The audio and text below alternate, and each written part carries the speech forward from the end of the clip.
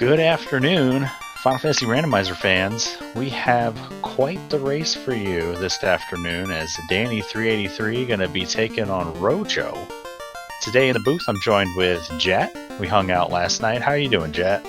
Pretty good, pretty good. Looking forward to this great race here. We got two 2-in-1 runners, so both well in the running to make it into the bracket stage, so fighting for that third win here.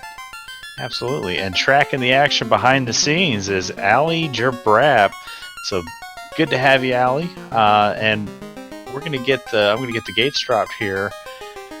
So, what do you think our runners are looking for as they into their race during the Sky Week here? So Dani's running her very comfortable comp. She's run this comp every single race so far this tournament, and she's always looking for that early magic, something that the Red Mage can learn. Of course, something like Life 1 in a Red Wizard locked or a completely Red Mage locked slot could cause some problems for her, but she's really looking for that level 1, 2, and 3 magic to deliver for her. Yeah, like, obviously we're going to be looking for a great early magic. If we have, like, an early level exit or fade, I don't think Dani will reroll, but she will probably sigh a heavy sigh of just, well, I'll get through without it. Because like you said, this is the party she's comfortable running. This is the party she runs a lot.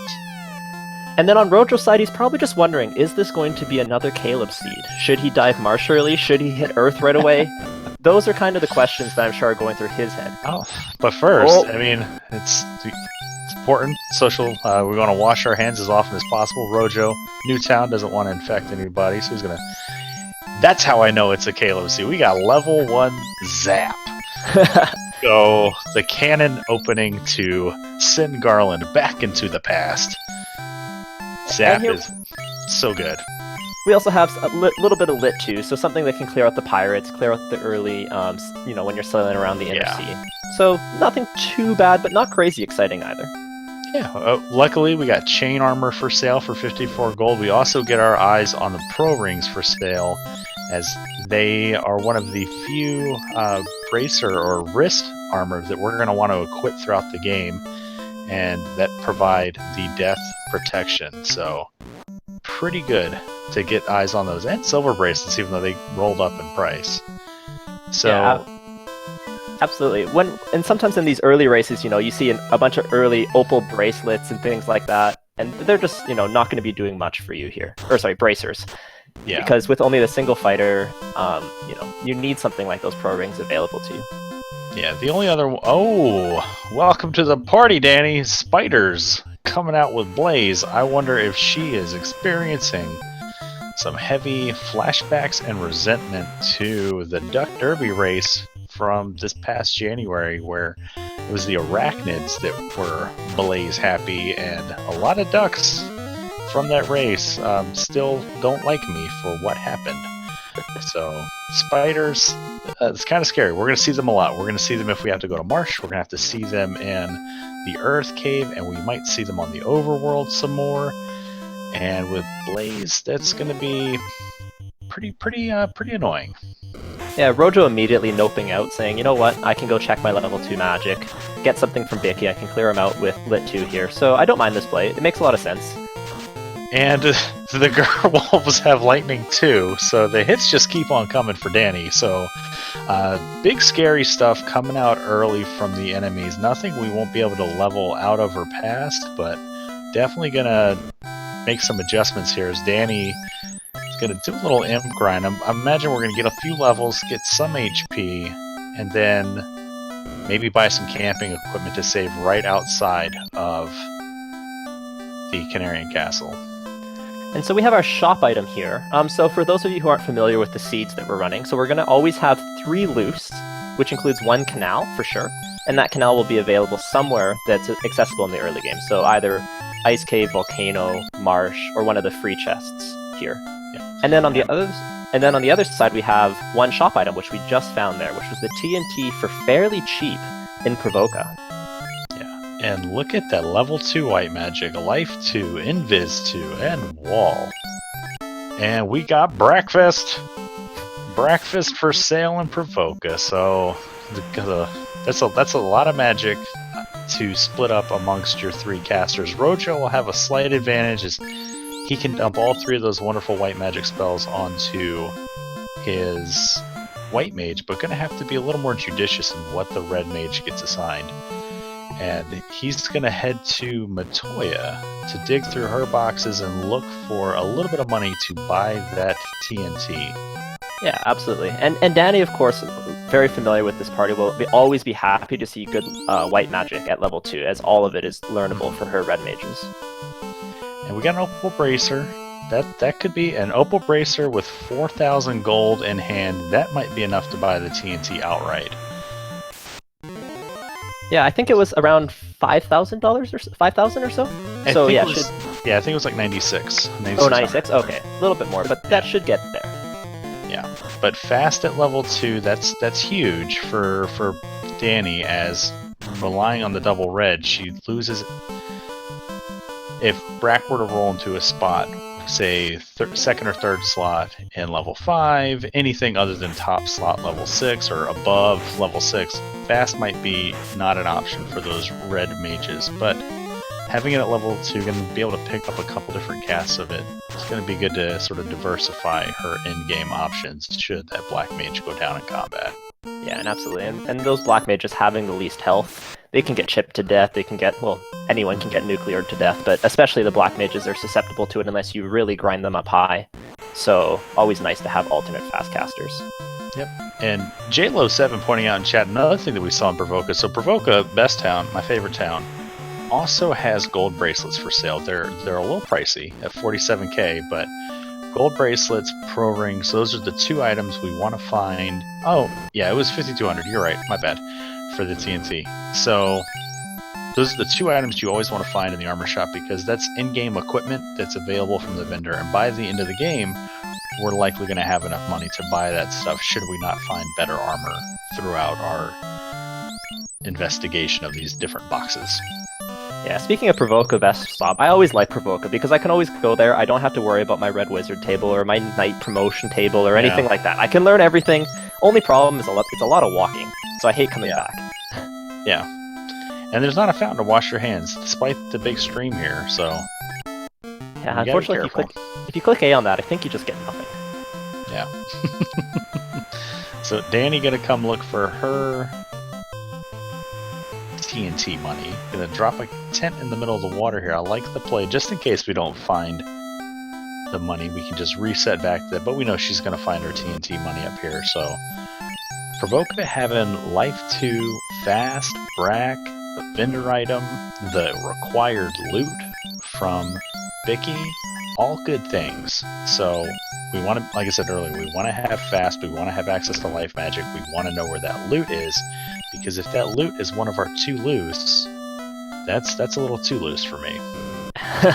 Absolutely, and I expect to see that the runners will be retreading similar paths here for the next little bit, just as, you know, Danny's picking up some money, Rojo's almost certainly about to go to the dwarves to go check those free boxes as well as turn in that TNT. And we gotta watch out for the creeps too, as they have glare and take Dani down to just Fizz and Zoe. So early enemies not playing nice here. Rojo doesn't have the information that what awaits him here in the Temple of Fiends. I think Rojo, he saw the he got wiped right away, and that's what caused him to nope out. So he saw a little bit of it, but I don't know if he's seen the entire extent of it. Alright, zombies, what do they have? Inferno? Nuke? What's going on?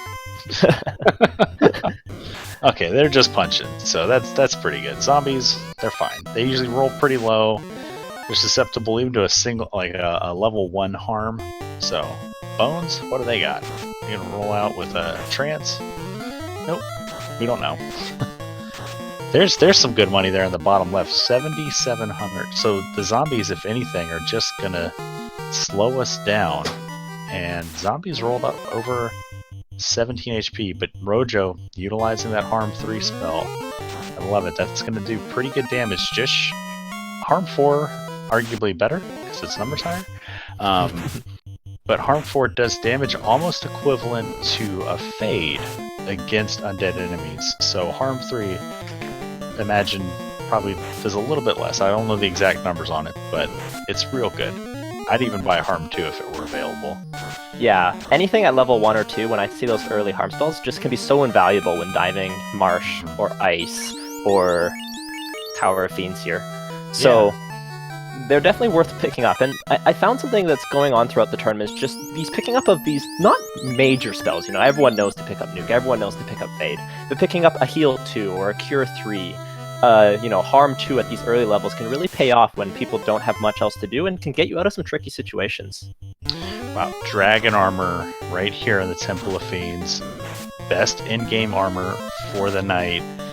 Right in the first 3 boxes in the Temple of Fiends. You gotta love that. So let's see what Garland has.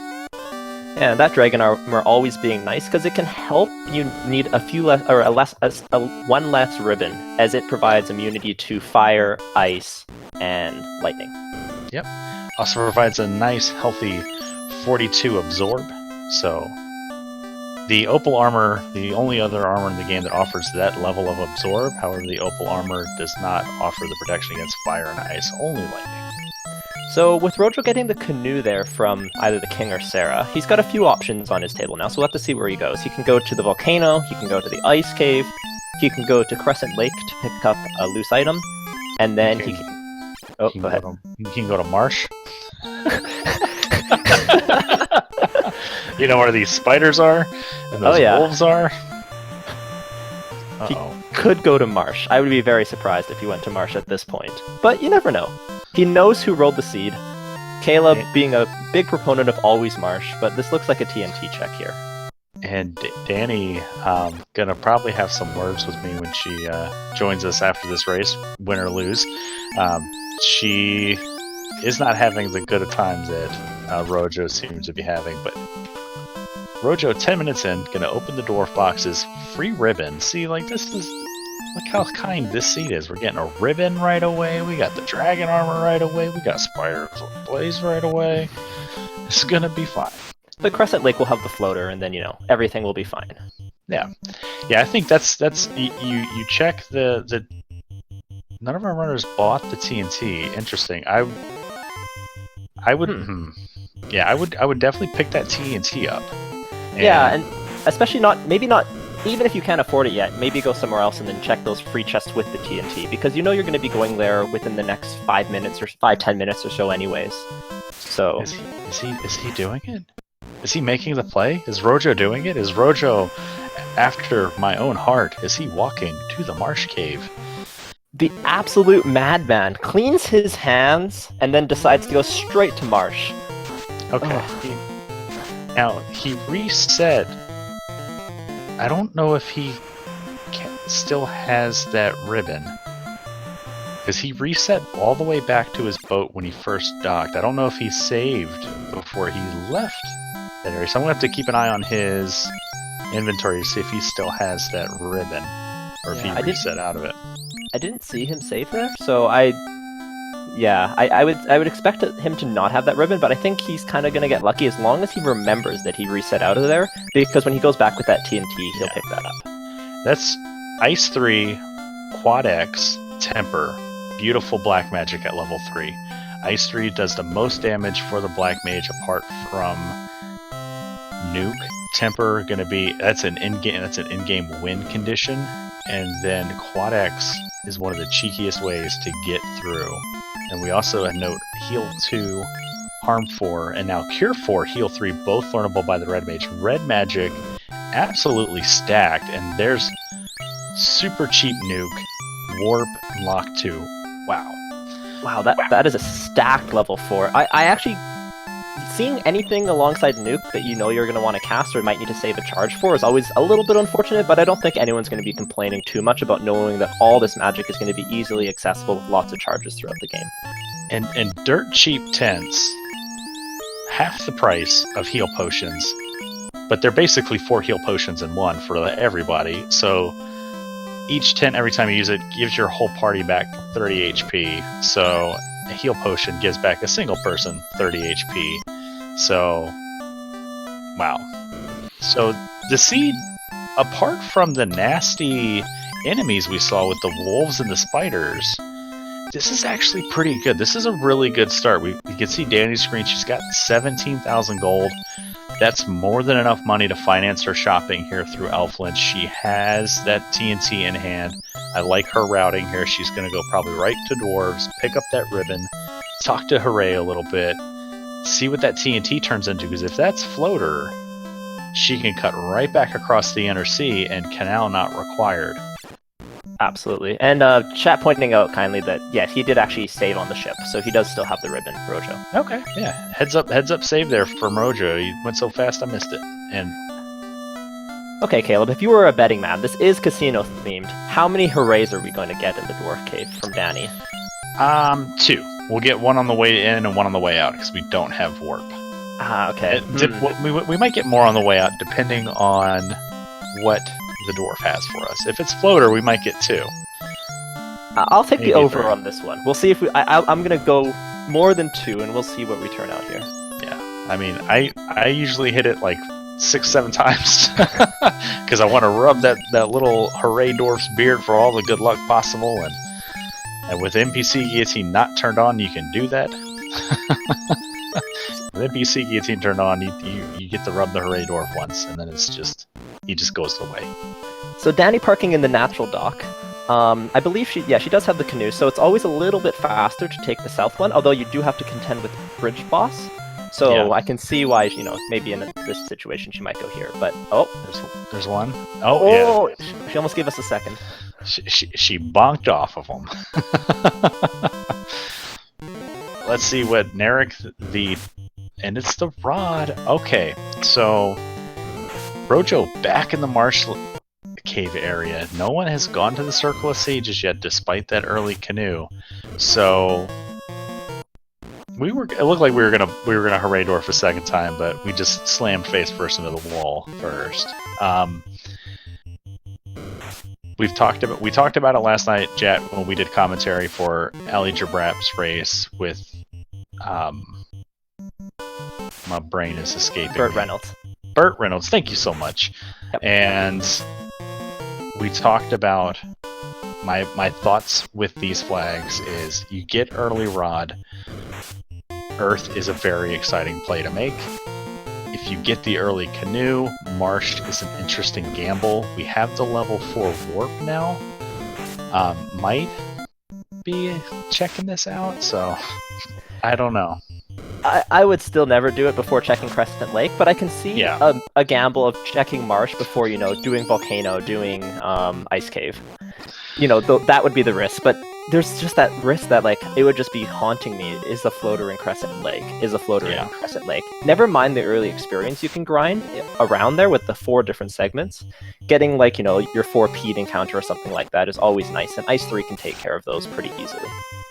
And we're gonna, looks like Danny's gonna stock up on, so she's gonna allow her red mages to learn, keeping a slot open for heal 2. Maybe we'll come back for it. Harm 4 I did notice this time was in the 4th slot.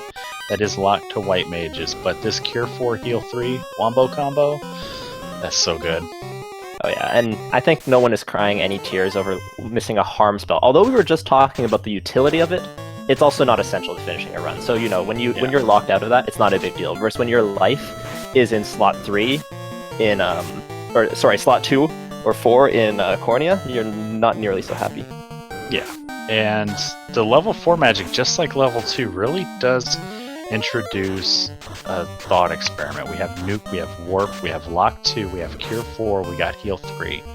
We have 2 red mages and a black mage on Danny's side. How do you split that up? And Rojo just getting electrocuted by these wolves here. So this is Rojo's first introduction to the wolves, so he hasn't seen this before, which could have informed his marsh dive. Meanwhile, Danny also going over to marsh. Caleb, what have you done to these people? How have you scarred them? So Danny last week in her race missed out on, I think it was Rod that was loose in marsh, so I've rolled C's for both of these runners. I am so sorry. I would have gone to Crescent Lake here. It's a key item check if it's floater or golden.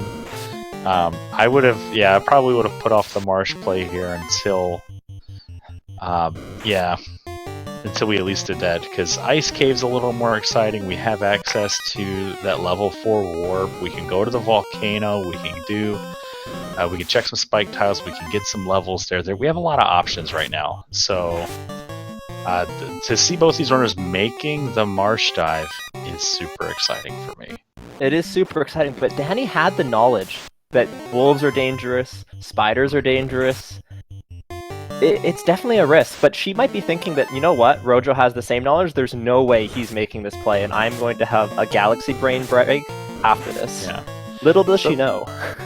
Yeah, Rojo finds a katana in the, I believe that's the, not the link chest, the one to the right. I think it's the one on the left is the link chest. I've lost track of which ones are linked since these flags have started, because I always go marsh top first now. Yeah, and once you kind of get a route through marsh, you never are really changing it. Yes, there's the occasional bat block, but it's not something like Earth where you have to decide, oh god, there's a bat in the long hallway. What I do remember, oh yeah, what I do remember is the top room, the top left room on Marsh Bottom is linked to the room here on Rojo's screen all the way to the far left. So if you're playing this seed on entrance 4 shuffle and you find Marsh Middle, but you don't find Marsh Top, those boxes, the one all the way to the left and the other 2 in the middle, different link chests. So yeah, absolutely. And if you're interested in figuring out how to better route marsh, there's a fantastic resource in the Discord right now under resources that I think Falconic posted, but it was super helpful when I was learning to route marsh a little bit more effectively. Yeah, routing marsh, you want to route in as many of the fronts of the doors as possible. So you're going to walk along the bases of the rooms. We got a Bane Sword, so there's a little bit of value. I don't know if that makes it worth the dive yet, but now what could no no, it's not worth the dive. You could find a defense in here and it still wouldn't be worth the dive for me, but you know. I don't know. A defense sword, I think there's value there. Maybe a massa, but oh man, this marsh could be. So far, it's only cost us about 5 minutes, and it's a gamble both runners have taken. So there's no, so Opal Shield, Bane Sword. That's enough for Rojo to try to walk out of here. Absolutely interesting. So we've talked a lot about encounters, steps, things like that, and how, like for example, routing marsh a certain way will keep down the number of steps. We see a lot of the runners navigating along the bottom of these areas. Why is that? So as they're navigating along the exterior of these rooms, every tile that they walk past that is in front of a door is not going to advance the encounter table. Every tile within the rooms that they walk along the bottom of the room, it will not advance the encounter table. So if you route in as many steps as possible that do not advance the encounter table, you could end up seeing a much different dungeon. Because maybe you miss your opponent takes 5 extra steps because they're not routing that way, and on that 5th step they hit an ambushing pack of wolves. So yeah, every step really does count.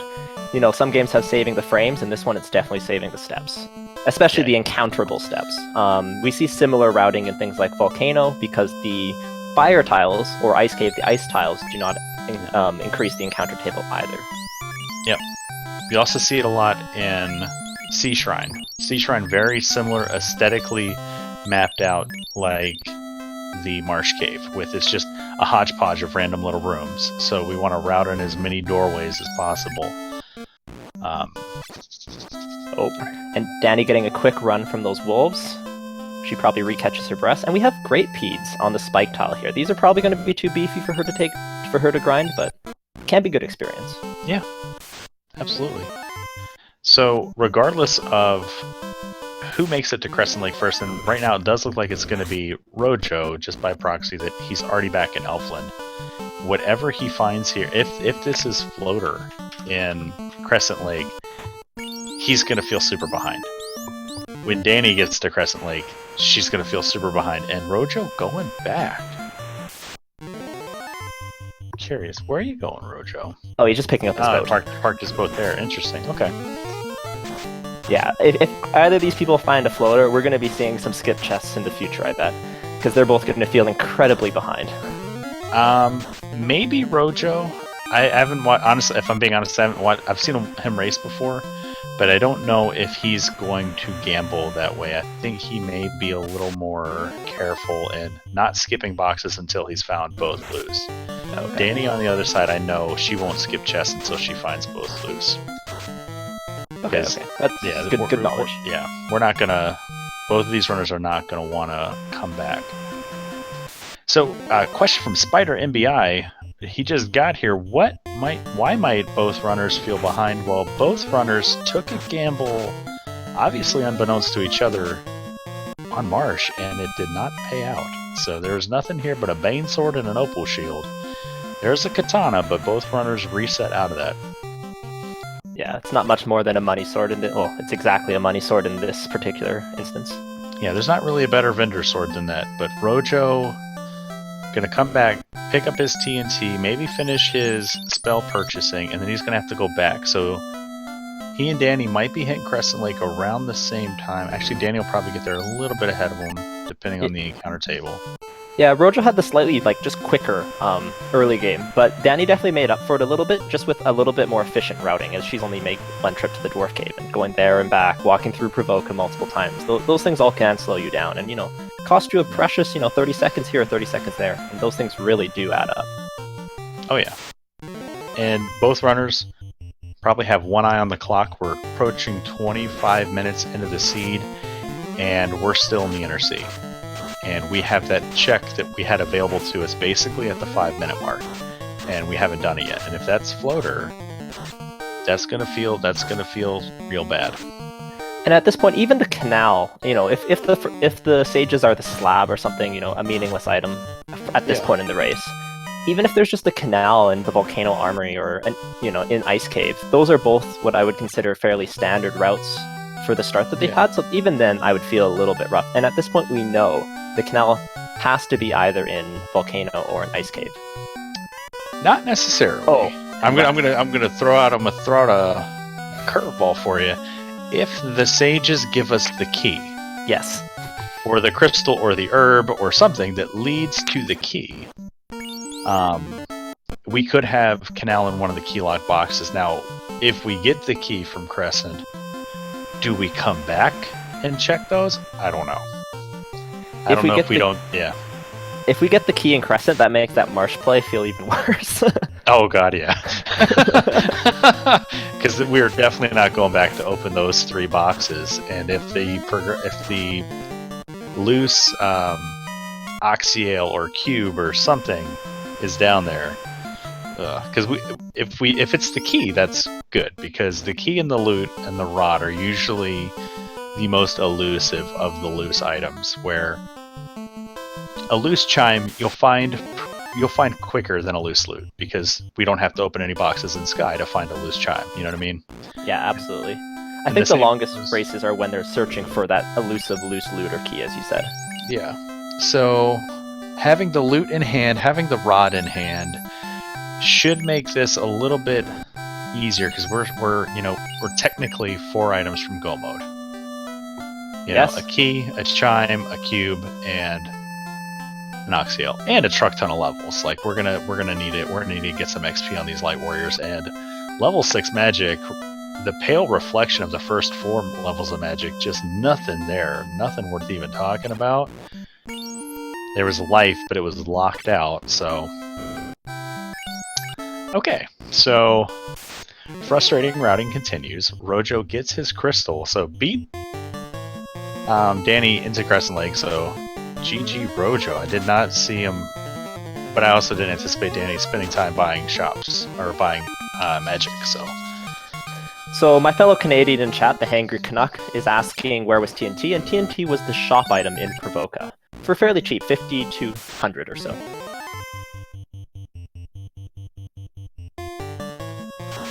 And looks like with that crystal, it seems like Caleb, you roll exclusively seeds that need Marsh. I'm commentating seeds exclusively that need lots of walking, because they are just going back and forth and back and forth. Well, it's important in times like this, when we are social distancing, staying home, watching out for each other, we still get out and get some exercise. So Danny and Rojo going to get their steps for their light warriors. It's going to be fun.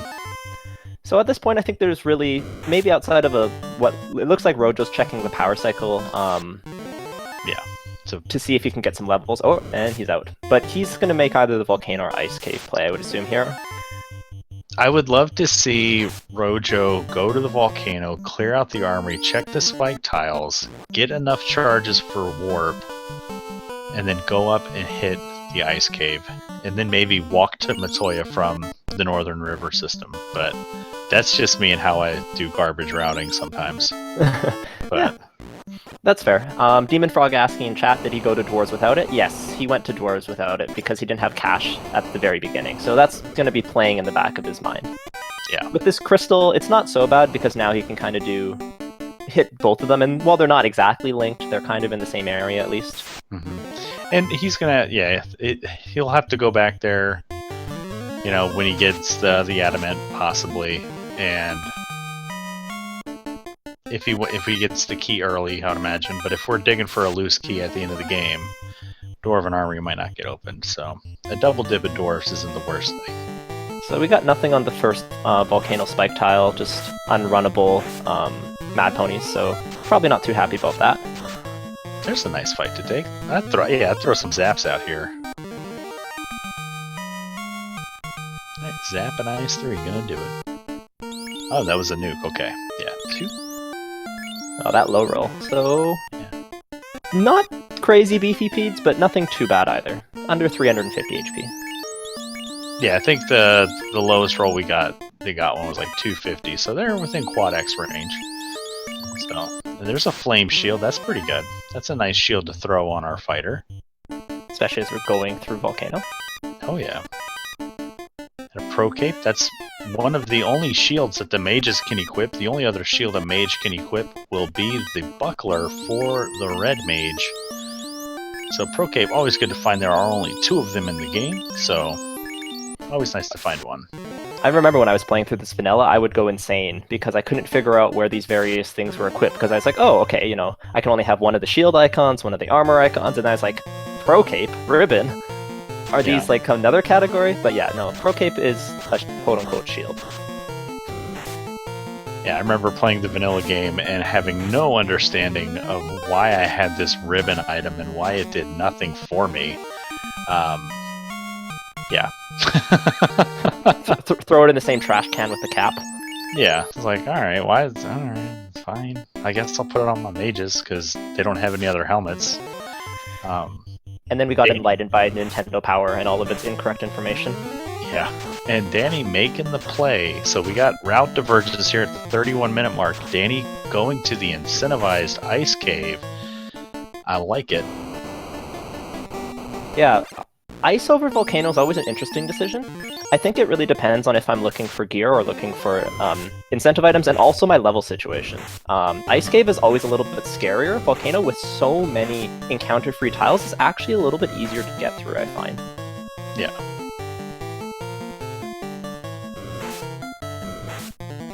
We haven't really seen anything dangerous yet in Volcano or in the river system, so it looks like they're just going to be chugging along.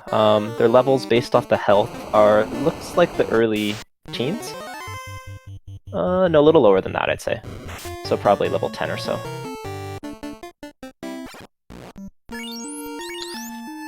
Right, so not the worst, but having the best XP on a spike tile so far being Catman for Rojo and the Volcano. This play isn't really panning out from other than the decent armor and the 2 shields that we found.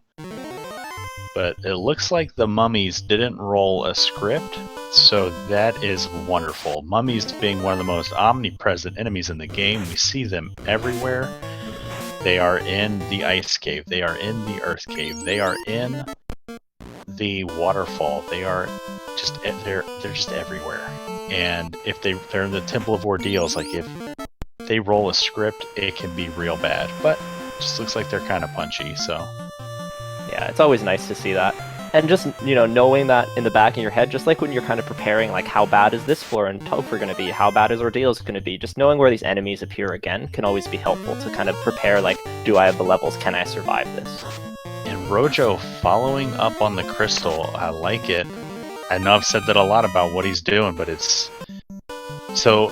when you watch runners like Rojo, who he's been around for a little bit. He popped in during I think it was OSV, he showed up last summer, and he plays here and there. He doesn't participate a whole lot, but sign up for the spring tournament, and when you see runners come in, okay, there's a Ruby, that's pretty good, but not going to help us just yet. So Canal, Floater, Key, something is going to be an Ice or Volcano. When you see the non-traditional pathing, or like what people are doing, so a lot of older runners here, or more veteran players, would have finished out either clearing out boxes in Volcano or doing the Ice Cave play as Dani digs up her incentivized crown here and finds the solo fighter. That's a good spike tile to keep in our back pocket. Yeah, fighters can definitely roll down a little bit, and you can take care of them if you have the right equipment and everything. Yeah, I mean, I would have probably tried to throw a quad X at it just to get probably about 1200 XP. But ooh, speaking of spike tiles, we have quad worms here. I have to refresh my commentary stream. Chat's ahead of me. Oh. But yes, quad worms, definitely a good grind tile. Not the absolute bee's knees, but it's not a bad one at all, and something that you're happy to see, though probably not this deep into Ice Cave. Yeah, if they've rolled low on HP, and there's our canal in the Ice Cave, so Ice was the place to be, and we're even rewarded with a nice sword. Oh, I need to refresh my stream now. Yeah. I saw Sealy Fade chat called out quad worm, and Dani was not even in the room yet. Yeah, I knew I was behind. Defense sword, Ice Cave, paying out huge for Dani here. Silver armor, that's wonderful. That's good absorb for those red mages. So something I do like to mention is that, yes, Dani's going to get these things ahead, but this seed has definitely got a funnel on it.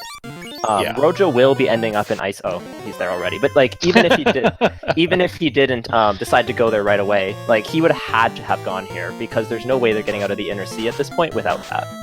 Yeah, and if Rojo had an early lead, kind of getting out of Marsh and getting to the volcano while Dani was getting to Ice Cave, we're sort of, I think we're kind of in a foot race here, because Rojo's going to be right behind her, and he has the crystal check already under his belt. Granted, it's less than optimal pathing how he got it done, but he will definitely just be able to dip right out and go straight to the Melmon continent. Yeah, for sure. And at this point, yeah, I'd say that's very neck and neck, because Rojo also has a small advantage in that he's already at least cleared all armory, and Dani will almost certainly be doing that when she's going to Volcano. Ooh. And Rojo finds Thunder on the mages. That's a bad time, because mages will see them in the Temple of Fiends Revisited, and we will see them in the Sky Cave. Meanwhile, Dani holding her breath a little bit with some punch-happy wizards who took out her fighter, but seems like she's okay for the rest of the fight here. Yeah, and we got 3 boxes left, so let's see what the last 3 boxes hold for us. My stream's buffering. Mine is too. Chat, rescue us, please. Alright, we got a little bit of money, a little bit more money. Alright, so about 14,000 gold. It's fine. Money. You'll never be mad at money while you're in the early game. Dani probably outside saved, yeah. And here we go. And it looks like our stream's back up, Meridian. So I think we were just having a little buffer, and yeah, Twitch is definitely busy right now. So no question that there's going to be the occasional issue here and there, but I don't think that will take away from anything major here. Alright, so we're finding nasty scripts and skills on early game enemies and on late game enemies, so this is going to be one of those seeds where we're paying attention to the encounter table and manipulating it to your advantage is going to come in huge. And those are the kind of skills you expect to see here in a 2-in-1 matchup. Yeah, absolutely. And those tents being so cheap really does enable that to be even more of a factor. Being cheaper than the heal pots. Yeah.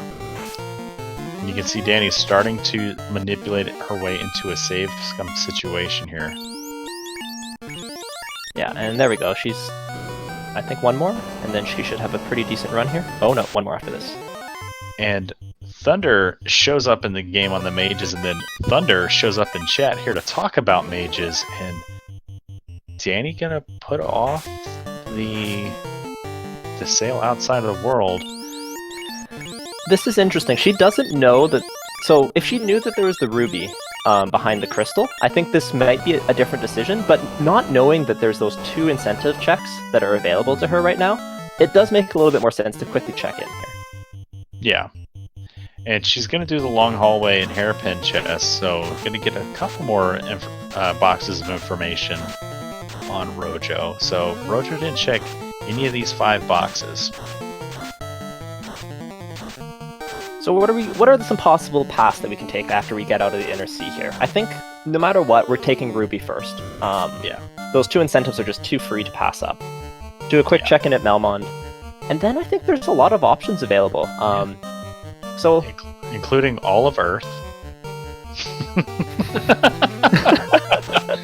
But more seriously, we have, I mean, it's 2, right? We have a 50-50. We don't have the Chime, we don't have the Oxiel. We gotta hope that we either get Floater or one of those things from the Sarda Titan check, and that will at least point us in a direction. But we're running out of incentivized locations to check, and right now that's it. So it's going to be interesting. So this being week 4, what's special about week 4 here, and especially noticeable, is that we're missing both the Chime and the Cube. Yeah, it is remarkable that both Chime and Cube are missing, as we're in Sky Week. We have an incentivized box in the Mirage Tower Sky Cave that is the vanilla game where you find the adamant. In that box there will be an incentivized key item, whether it's the Oxiale, the key, or just a bottle that leads to the Thor hammer. We don't know. Exclusively the bottle that leads to the Thor hammer. Personally, I like the slab better. It's more walking, and that seems to be the theme of the seed, but yeah. But Jet, it's always the slab that turns to the Thor hammer. It always is, man. It's the worst feeling in the world. I think last week I was watching Lupita's favorite burrito play this, and he saved right before he landed by where you would land for ordeals, flew to the Lefane parking spot, walked all the way down, got burnt by the Thor hammer being the slab turn-in, and just reset back to the parking spot. And oh my word! Oh my goodness, that is huge, because there is no way that Rojo is coming back to this for quite some... Well, I guess not no way, but very, very unlikely. So we have a loose floater in Volcano Hairpin. And Dani about to be flying. She just got rocket boosters. Wow, you hate to see it. If Edgeworth's out there watching, buddy, it happened again. The floater ended up loose. So an interesting stat was put in chat that I do want to point to.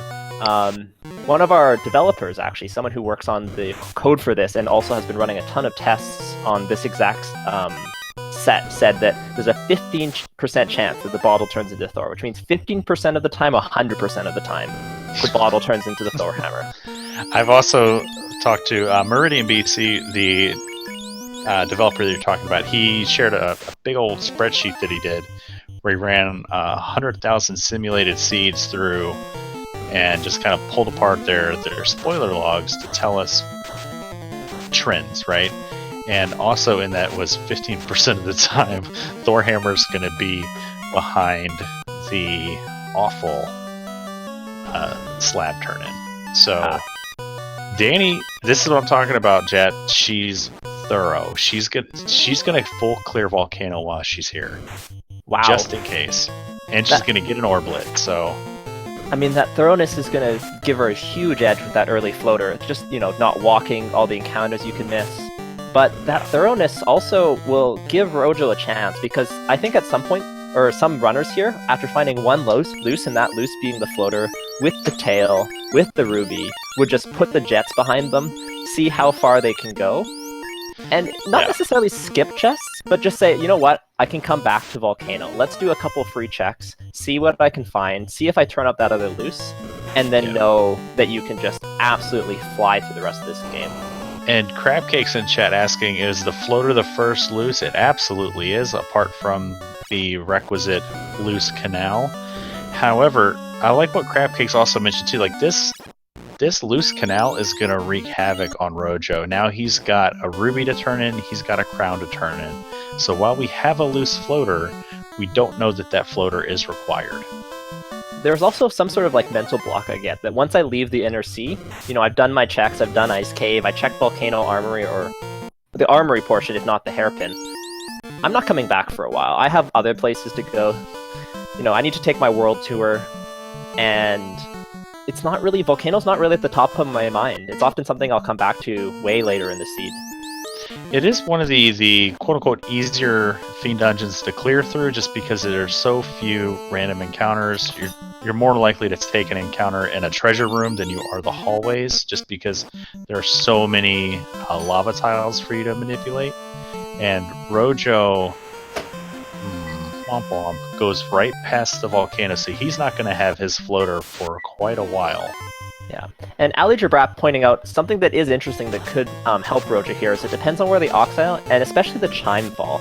Because if we have something like a loose Chime that's in the Cardia Isles or something like that, it could help funnel him back to Volcano earlier rather than later. But Danny pulling out both of the t-shirts here in top left, finding white shirt and black shirt. That tail is going to be wonderful for Danny. Just look at her item screen. Wow, she's got the dragon armor, she's got the opal shield, she's got white shirt, she's got black shirt. She has the defense sword. Mm-hmm. Yeah. The defense sword, of course, being a notable weapon for being extremely heavy, and no one is able to lift it pre-promotion.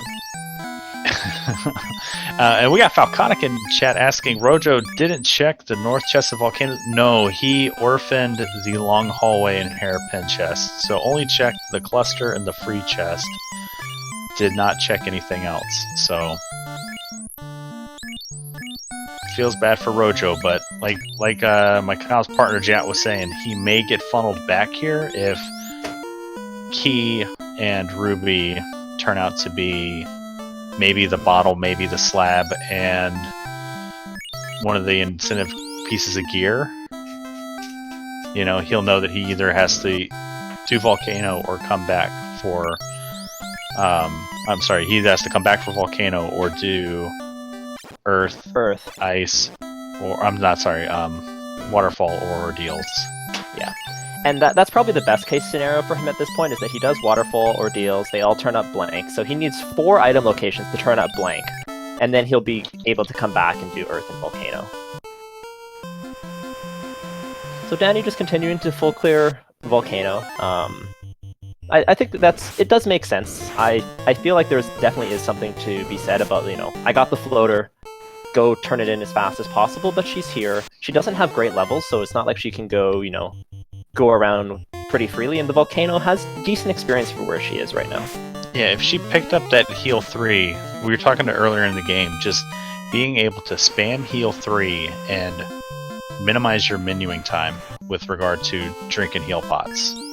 So Spider MB I or 1 has a question. Is extended open progression on, Caleb? Can you give us a little bit about what that means, and is it on? No, so I can't. No, of course. No, the extended open progression is not turned on. It was turned on last spring tournament. Rojo gonna talk to Astos. Spaghettios. Extended open progression, what it does is it opens a footpath from the Dwarf Cave to the Northwest Castle, so you could walk to Elfland without the canoe. It also adds a dock to the southern edge of the Ryukon Desert, so you do not need the canoe to turn in the floater. So in this case, what all Extended Open does, yeah. Yeah, so in this case, we do just have open progression on. So that allows you to get to ordeals and things like that, and get to on-rack with the ship, for example. So, yeah, open progression, it adds the dock at on-rack, and it adds the dock at the bottom of the Mirage Cave. It's like, I forget that the Dark Moon told me once the name of the desert that the Mirage Tower sits in. It's some big long word with a T. There's a dock there through open progression, and open progression also connects the river systems surrounding Ice Cave and Volcano. Yes. So those are the three, and it also adds the footpath from Canaria to Dwarves. So we have exit at level 5 white, which is always nice to see. That is Red Mage learnable, and we also have Rused, which is Red Wizard learnable in the second slot, so pretty good. Yeah, Ruse is a spell that is not nearly as useful for the White Mage as it is for the Red Wizard or Red Mage or the Fighter, if they can manage to get it as a Knight. Yeah, if, I mean, you're not wrong. You will see more often than not folks put it on the Red Mage Wizard or the Knight, but you need to watch some more of Minochi85 playthrough with his white samurai strats with the Masa-wielding White Wizard rusing up and taking down Chaos, and it's a sight to behold. Oh, wow. So we have a question in chat. Demon Frog asked, what did Crown give? And Crown gave... Oh, the chime. Yes, which it was not the best thing for Rojo to see. In a lot of situations, I would love to see the chime there, but in this situation, it's going to push him further and further away from that floater, which was the loose in Volcano Hairpin. Yeah, especially like this is Cube here. Oh, it's the Adamant. Okay, so it's going to kick us back a little bit. So Rojo perhaps going for the legendary quad dip of Dwarves if he gets the key layer. Well, we gotta hope that Sarda has the key here. That might make it a little bit easier. And here we go. Danny taking on Carry 1. Has to feel behind. I mean, Floater was right there the whole time. And there's Slab. So that's one of the funnels that we needed. And nukes coming out all over the place for Danny, just trying to melt Carry. And with enough microwaves thrown in her face. Okay, so, Jet. It is 50 minutes into the seed. Your party is level 13 across the board. You're still in the inner sea. You have a fire orblet. How do you feel behind knowing that you found a loose floater? If I'm Danny here, and the fact that I was funneled there pretty hard, I would definitely feel a little bit behind. You checked Ice Cave first, you kind of ran around a little bit. You did that marsh dive too, and that marsh dive would just be like eating into me, knowing that I dived marsh. Whoa! Oh! Every time, Jet. Every time. Okay, Caleb's getting a new reputation. It's no longer dive marsh; it's dive earth. Because earth paying the dividends, giving the cube, and that does give Rojo a fighting chance here. Because I expect Danny to spend quite some time before she goes to earth, unless. And she knows Caleb quite well. She does the Mega Brain, Galaxy Brain plays. Goes straight to Earth from here. I'm beside myself, Jet. And chat. I have never... So both loose out the way, each runner having a loose item. It doesn't matter what week's incentivized, Earth is required. That's my theme for the Spring Tournament 2020. I don't care where you're going, you need to go to Earth first. Yeah, and Crabcake's bringing up the really interesting thought that a floaterless seed here could be in the works. So what does a floaterless seed mean here, Caleb? So a floaterless seed basically means that the floater... Well, we have it, so we know that it's not floaterless. It means that we don't need it. Floater not required. Like, if the bottle turn in, if the slab turn in, or if there's nothing loose in Cardia, which we know there's not going to be. So as long as if slab and bottle turn out to be nothing, maybe slab leads to bottle and bottle gives us a piece of gear, this is a floater not required, which Rojo skipping that floater won't be hampered by. So Yeah, absolutely. And there is no such seed that is truly floaterless, as all items are always available. Yeah, of course, yeah. But that doesn't mean that you need the floater or you need to find both loose. Yeah, when the floater's loose, anything can happen. So this is gonna be a wild finish. So Danny will be able to make a lot of these checks a lot quicker. Rojo already has a key item lead on her though, and he is a key from Go mode. So if key is if key is in waterfall or deals, as long as it's not behind bottle or slab, Rojo is in an okay position here. He's not in a great position, but he's not bad. He knows he's a single key item from Go mode. Yeah, so we have to really keep our eyes peeled here on that slab, because that's going to be a critical turn-in at this point. Yeah, and I mean, let's think about it. We have the 3 pieces of gear still to find. We have both of our loose found, so we have ordeals, we have waterfall, we have the bottle, we have we have the slab, and we have Sky Cave. So I think if you're Rojo, you do ordeals, you do waterfall, and then you just beeline to the Oxyel came from the adamant. So I think if you're Rojo, you beeline for Sky, you take fights along the way, and you get up to that box and you find out what's there. So Rojo checking this chest in the top right of ordeals. Now this isn't done often, and there's a reason for that. Yeah, so this chest here is linked on the next floor where all of the treasure... What the heck? I gotta sit down, Jet, man. Yeah. That chest is linked, so Danny, as long as she comes to ordeals, she'll get that massa, so... Yes. Huge. So that chest is quote-unquote out of the way, but because of the fact that it's linked, it's not actually going to be... Danny's 100% going to be getting that, assuming that she goes to ordeals. And the reason that no one checks it is because it's linked, but the reason we're checking it now, we have our spike tiles are shuffled. And not only are they shuffled, we have what we call the B-side tiles on, where it's not your mom and dad's spike tiles, it's some random stuff. So in the game, in the Final Fantasy game, every encounter has what we call a B-side. And those encounters mirror each other in whether or not they're runnable, for example. But so imagine we know that the pirates exist in Provoca. The B-side to the pirate fight is the Sahag pack that we see in C, with the 1 to 2 with Sahags and 7 to 8 are Sahags. That fight will always be unrunnable in this version of the randomizer because of their shared A-B formation. Most A-B formations are just like more of the monster, like the B-side of the single eye is 3 eyes. An encounter that doesn't show up in the vanilla game.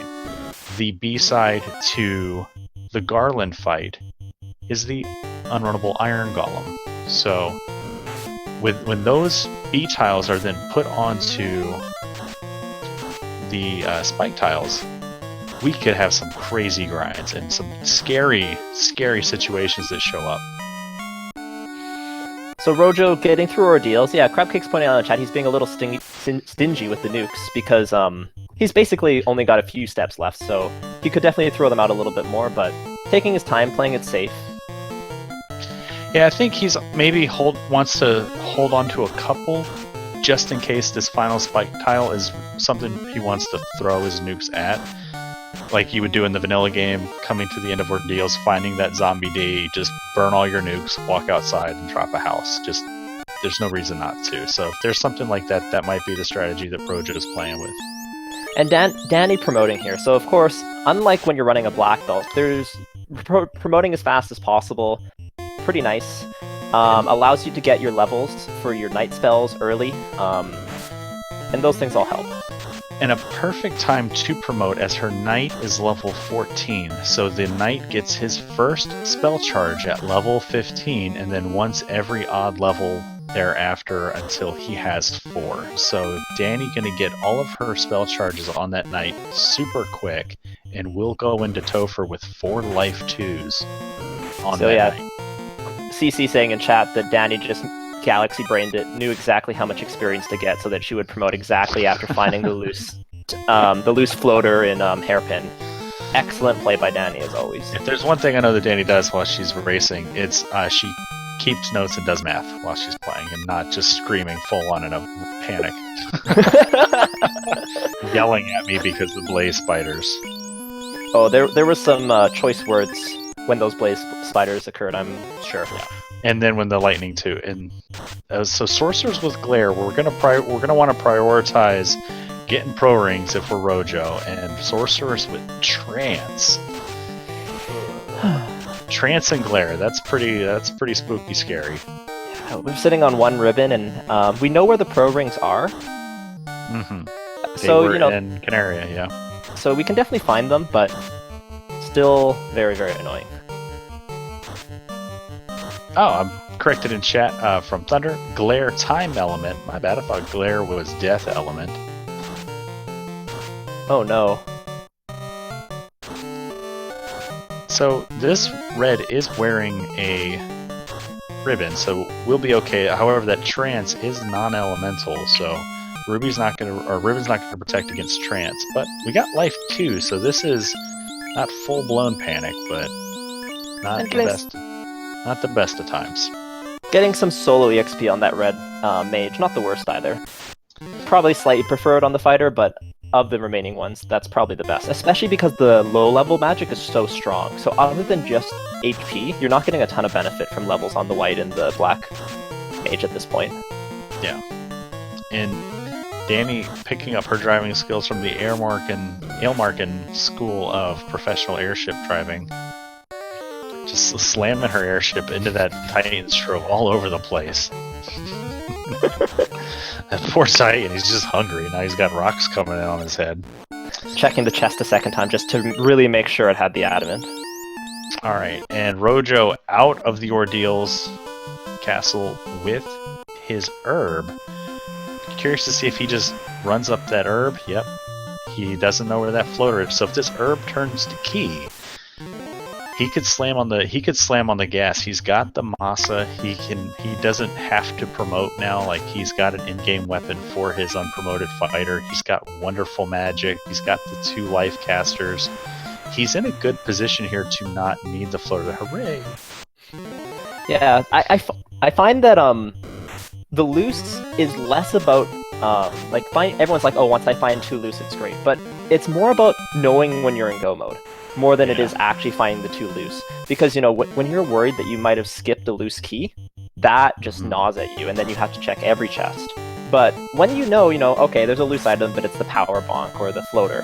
Yeah. That's a little bit of a different situation. And if you're feeling good, and, with these spells, fast, temper, 2 life 2s, you can feel a little bit better about going into Topher and the Massa.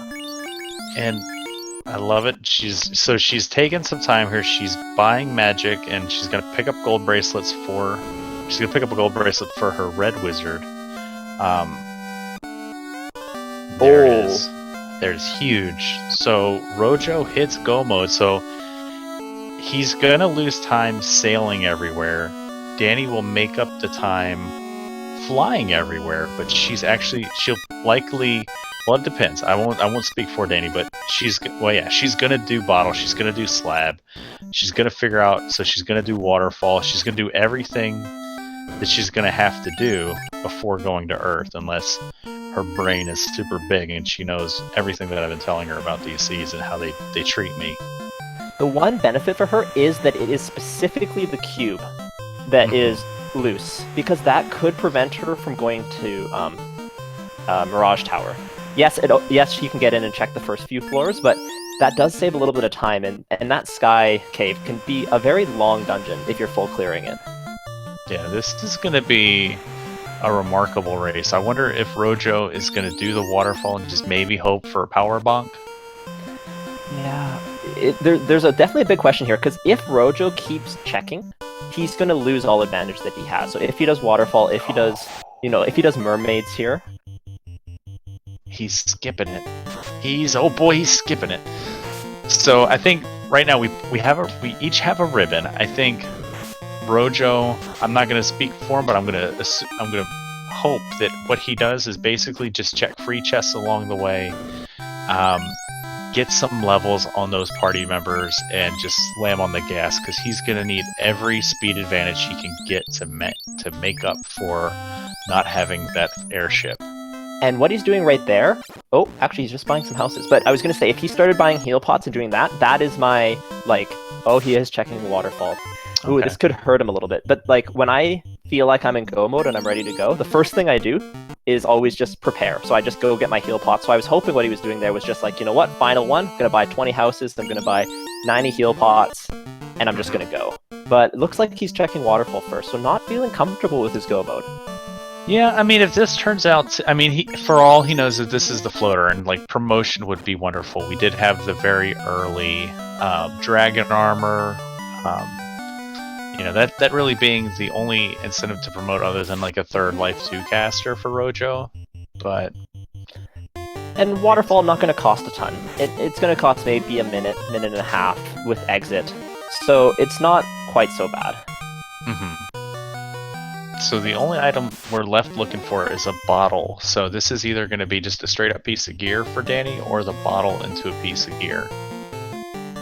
So she's taking fight, so that makes me think that she's gonna probably not reset back to her ship. Yeah, and that's gonna be a little bit unfortunate. I think the one thing that Rojo is missing for his endgame here is just like a nice place to just get a few levels. Maybe a walk and like a walk and fight through Sky might be the solution there, but he hasn't really found like a great grind tile or anything that he's gonna go back to just to get up to, you know, even just 22, 23 before he feels really comfortable. And Danny figuring out what she's gonna do. Yeah, she equipped the opal bracelet, and gonna save it and reset, and we're gonna head back. So yeah, I like both runners taking all the fights they can get. There's good XP in the waterfall here. There's good XP along this overworld walk. She's basically doing a walking pop grind here. Gonna pick up at least a couple levels along the way between both the runners. And I think they'll be okay. And I think it's going to affect Danny less than it will affect Rojo. Because Danny's going to be, you know, clearing out most things. But Rojo, if he's going to put the pedal to the metal, which is what he has to do in order to, you know, stay ahead, or, you know, have a chance against the floater. A question from Spider MBI, what important spells are we missing, if any? I'm comfortable with the spells we got. We have evasion magic, we have life magic, we have temper, we have fast, we have high level sweepers, we have locks. I feel super good with our 1 to 4 magic. I don't like that it's all 1 to 4 and it's kind of clustered there, but you know, we get enough levels on those mages and it won't matter. Alright, Danny gonna get her key, so this now folds into Danny doing all of the key lock checks probably before going to Earth. Yeah, because she's still looking for that loose, and isn't in go mode, so it's definitely a different situation for her. Her biggest enemy here will be thoroughness in everywhere except for Earth, which is, you know, kind of unfair to say, but, you know, if she decides to do on-rack or something like that, or sorry, sea, and like full clears mermaids, that's going to give Rojo a lot of opportunity here. Ooh, so we got an out-of-bounds bat and quad-exable red Ds. This might be where Rojo gets his levels. That's one of the best encounters if it's easy, and that looked like a pretty straightforward fight. So getting the power bonk as well, which is always nice. Although I think he has to drop something to pick it up. Here it comes. We're setting up a 2-person grind here. So this is where Rojo's going to get his levels. We got the Masa to take out the red the red Ds, and we'll probably go to like mid-20s here. Yeah. I would expect mid-20s, and then from here I would expect him to just do nothing but just clear dungeons, get a few greed chests. You have a ribbon, you have a Masa, you have a power bonk, you have everything. There's nothing more you could possibly want except for just a few levels. Yeah, and CC in chat said, "Danging begins, the great danging of Rojo's party, the new Danning." And Dang has a Black few things. Black wants to be a little evasive. Dang has a few things named after him. I particularly like the Dang banana peel in Ice Cave. My favorite's probably the Dang bat. Question from Remio Gaming: were there any forced characters? No. Both parties were open selection. Rojo bringing the fighter rainbow, Dani bringing her standard party fighter double red black. And the double red mage really being nice here. Everything you could want for red mages was there. If anything, it was so condensed that you didn't have enough slots for them to learn everything that they would want. But between, three casters, you have more than enough spell slots for all these things. Now, Demon Frog in chat pointing out we may want to be a little careful putting down our mages too early, because those red Ds are punching pretty hard. So he's out of Quad X, out of Nuke. Yeah, so gonna have to take some time here and heal up, because we want to be able to warp out of here. We don't want to... Oh, we got one charge of exit, okay. So, we're gonna bring those mages back up. Is that enough? Did we get spooked out? I would expect he goes back in, just burns the last few nuke charges, and then gets out of here, but we'll see what he does. I'd like to see him equip that pro ring on the white mage. There you go. Yeah, okay. Ooh. Some nice So armor in Ordeals. Yeah, Dani getting all her the rest of her stuff here out of Ordeals. Gotta be happy to get her in-game sword. And we're out. Okay, so that was enough just to get to about level 20. I'd imagine Rojo may take fights in Sky. We're gonna want to get at least 24 on that fighter to get that 5th hit of the Masa. Yeah, and that's exactly what I was expecting there. Just a little bit of grind just to get right into a comfortable range where you're not so worried going through the remaining Fiend dungeons, and then you can, hit 24 as you need to so you can get that extra swing on that Masa. Yep, and not much doing there other than the crowd favorite lamp spell and level 7. I think we need to see a meme lamp on Chaos at some point. I never... The lamp memes were before my time, and so they don't really resonate with me, but sure. Now Caleb's happy enough with all the Earth plays, and many of the runners in our community agreeing that Earth is now a play, and that would not be something that you would have guessed necessarily going into the beginning of this tournament. Yeah, I wouldn't have. It's just you watch enough of these races, you practice enough with them, and I've just seen so many loose items in Earth. And Thunder in chat, I don't know if he's still hanging out with us, but when we were in Earth Week, he was keeping a tab of how many loose items showed up in Earth, and it was almost every week. Earth was required, and there was a loose item there. So... And Rojo has to go left side right away here. I can't imagine him mermaid. He's gonna do mermaids. Or he's gonna go do mermaids. Okay. Man, so... I need to bite my tongue every time I'm about to say something. That's what I'm talking about. Like with these runners like Rojo, like you can't predict what they're gonna do. Like they're gonna do stuff that you don't anticipate, and when it pays out for them, you're just gonna be like, oh, well, okay, well, I guess. So, but what we've seen so much good gear. What could be here for Rojo that would be nice? Maybe a Vorpal sword, maybe an X-Cal, but again, that's gonna bait us into digging up that floater. Ali Jabrap, another ribbon. Yeah. So. Yeah, I think that's the big one. Is just a second ribbon. It's nice to be able to have one on a life caster, or one on multiple life casters. But I think maybe it's also just an experience play. He might just be going here thinking, you know what, there's good experience in Sea Shrine as well.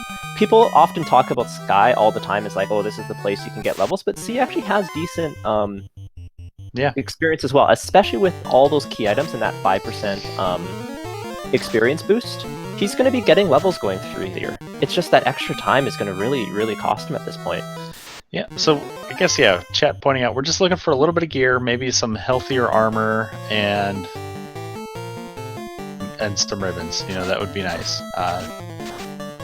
Dani checking out the Dwarven armory here, and not a whole lot. Some early game swords that would have been nice a while ago. Another pro ring. That's the equivalent of 12,000 gold in a box, but... Yeah, and Dani, of course, not finding that second loose yet, is going to be searching these chests.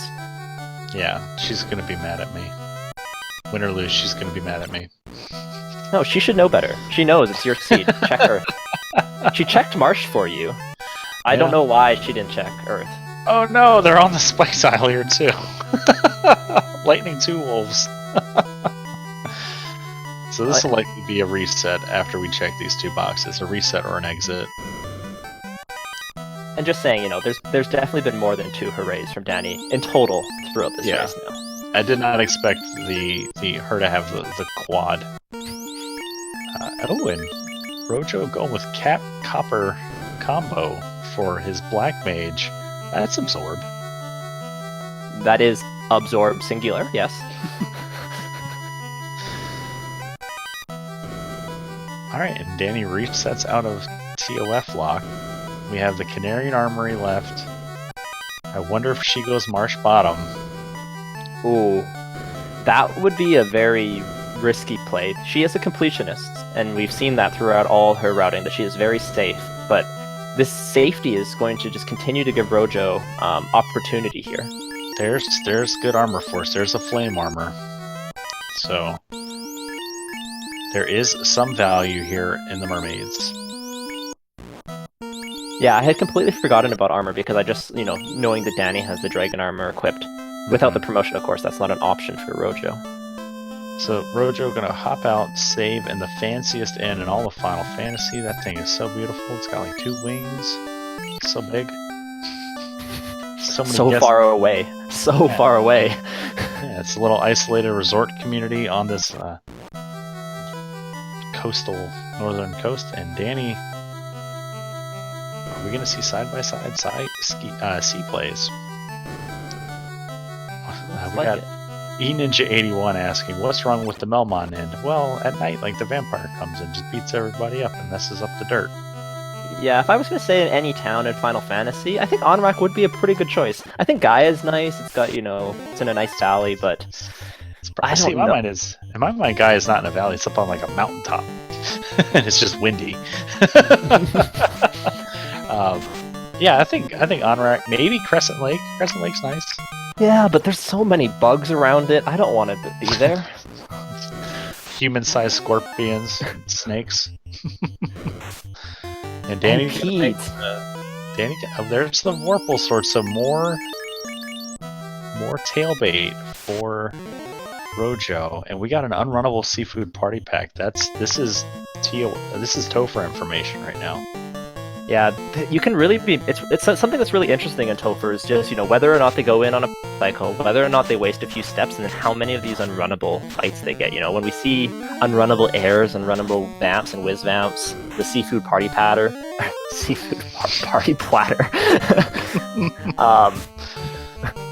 you know, those can make a big difference, and that's where every step does count. All right.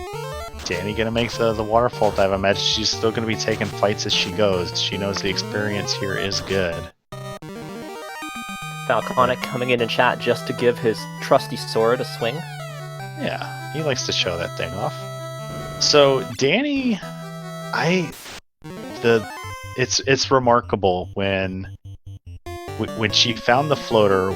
There's Dani discovering the red Ds. When she found the floater, we were both like, OMG, Dani, 20 minutes ahead. But in all honesty, even though she has the orb lead here, I like Rojo's chances here. I think he's got a little bit of a lead, not having to dig through all these boxes. When they hit Topher, that'll be they don't call it the Great Equalizer for nothing, so... Yeah, Dani likely to have the promotion advantage throughout the entirety of the game, which will, help quite a bit, but it just really depends on the Topher here. Yeah. I do see that Dani, she's probably going to go C next. That is that's the play that makes sense. It's a little unfortunate because she's almost certainly going to check mermaids. But she does have the orb. I'd say it's still fairly close. I don't even know if I would give a lead to Rojo here.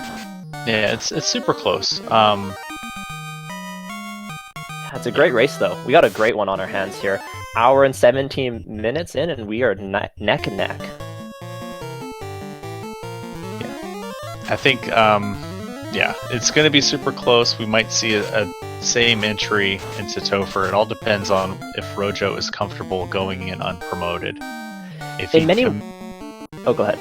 I was going to say, if he commits to the unpromoted play, he can make up a lot of time by not opening any more boxes and just kind of checking like the 4 free chests and Sky Forward. Very, very few boxes to open, and just take fights and get levels. So, in many ways, these are some of my favorite races. When not only is it close, but they're close differently. You know, they're going to have different advantages, different strengths, different weaknesses, totally different routes, and that makes it really interesting to watch. Versus when we just see people taking slightly different paths through more or less the same thing. Yeah, and Rojo looking to even up the orb lead here, throwing out a wall onto Lonk, and we're just going to throw some buffs into it, but the White Mage falls down because Kraken does Kraken things, and as Demon Frog likes to talk about, Kraken's got a thing for redheads, so he'd seek the White Mage in the front row. But we got the fast to temper, and now we're switched into offense. So Nuke comes out, defense. Okay, that Invis 2 helped, so Red stays alive a little bit longer. Here comes a swing and a nuke. Swing, 4 hits, 571. Nuke rips through. Huge nuke roll there. And Rojo's got some really nice levels here. Like, at this stage, I think he's going to just continue to kind of walk, get some levels, but I don't think there's ever going to be a need unless Topher's an absolute brick wall to really stop for anything else. Mm-hmm. You gotta love when you get an unresisted nuke roll on a Fiend. Like, it's so infrequent. But it feels real good. Alright, Rojo needs to sail hard and just go... Yep, he's going right to Sky. Yeah, and Sky at this point, he's just going to clear them in order. Like, just kind of in natural sailing order. Minimize overworld travel time. Minimize the number of encounters he has to take. Yeah, I think he goes from here... After finishing Sky, he'll sail south, hit the western river inlets on the Crescent Lake continent, dock at the river, come in, and then sail over to the Melmond area, and that'll put him right in a position to be right there by Topher. Yeah, I completely agree. I think the game plan is, you know... then again, you know what? Every time I say that the game plan is set, Rojo has surprised me, so I am saying nothing. Who knows? He could find some, you know, T-bones here and just decide to grind it. He could hit Warmac. There's so much that could change still. But yeah, I agree the general gist of it's going to be go here, sail down to Crescent Lake, go over to Earth Cave, and then hit Topher. Dani, meanwhile, still searching for that loose. I think the big decision here for her is whether or not she wants to check Mirage before she goes to Earth. I think she'll go to Sky, which... yeah, I think she would go to Sky and do the cubeless Sky before going to Earth. Yeah, just because she's here in Sea, and we know it's not the right play, but I think that's what she'll do. I mean, there's almost more chests in the first 2 floors of Mirage than there are in all of Earth, but yeah, it's not going to be a huge time loss, but that is somewhere that, you know, will cost her a few minutes, although then she won't need to clear it later. But at this point, I don't think she's really looking for gear anyway, so if she does decide to go Earth first, maybe she hears that Caleb voice whispering in her head, she could make up a little bit of time there for sure. I think the only thing going through her head right now that has my name is just her muttering strong language in my name. Just not happy with me that she's an hour 20 minutes in still digging for a loose. I do want to point something out. Rojo threw out a Bane Sword on the Tyro. Tyro actually have the most MDef of an overworld enemy, and they're gonna... they might even... Chat might correct me on this, but I think they have the highest MDef, or tied for the highest MDef for enemies, and it's like a 3,256 for that Bane to hit. Tyros wear ribbons, basically. So we got our T-bone steaks with like a nice little like ribbon around it, just keeping it nice and ready to go. Yeah, except the death resistance. I mean, you throw a quad X at it, it's never going to hit. So Dani's just going through. Oh, she did not do mermaids. This is the right play. You do Kraken side first, and then go back to mermaids for sure. Yeah, I still expect her to come back and do mermaids though. I can't see her skipping them at this point. Okay, so there. Chad is talking about the MDef on the Tyro. It is 200, which is the most for an enemy, and it's not the most because there's others. You know, there's all kind of even. It's a shared title. So Dani opening boxes gets rewarded with the Sun Sword. Yeah, the Sun Sword is always a nice find, but not nearly as essential now that she has the Massa here. Yeah, I mean it's good for one of her reds to swing, the other one can swing the Vorpal. Just having a melee option is nice. Especially with cheap fast and tempers, you know, if you get some ridiculous punch or something like that that gets through, it gives you an option in those later fights. Okay, Rojo's still opening boxes, and we pass up the ice armor. CC in chat was talking about it earlier. It doesn't really matter for Dani, but Rojo missed that ice armor in that box. That would be, even though it has the same absorb, it is a little bit better insofar as it will help resist against Inferno, should that show up.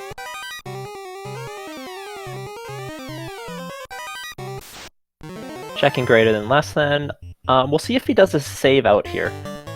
There's some pros and cons to both, but I'm assuming if he finds nothing, he's just going to keep on climbing. Yep. And we have Greatly Puffed in chat assuming that Rojo's in go mode without the floater. That is correct. And Dani with the floater, not in go mode because Cube is loose on Earth 1. As is tradition. Yeah. So Rojo definitely in a position here to make a run unpromoted. I like that he's taking these fights here in Sky. I hope that he, like you said, he exits out, drops a house, and comes back in. So Dani gonna be disappointed if she comes to Sky. She won't even get rewarded with a ribbon in the Mirage Tower. Yeah, I think he's going straight up from the looks of it. It's a bold play. Yeah, especially because he's been taking so many fights. It's, you know, at this point it's not about the items he found, because he didn't find much, but it's the, it's just the levels, you know, and that potential loss.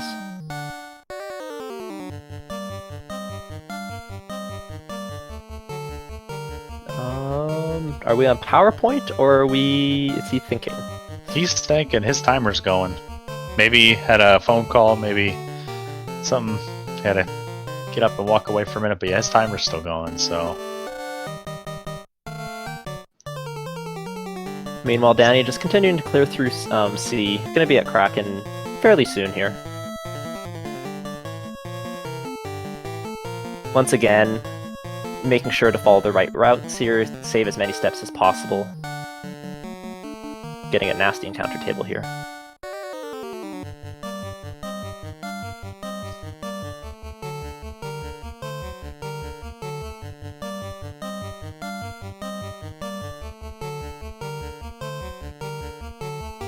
So Rojo likely had to maybe get up and walk away, maybe had a bathroom break he had to take. I mean, it happens. Sitting here for an hour and a half, maybe drank a bunch of water or something, had to use the restroom, or maybe just a phone call, things like that happen.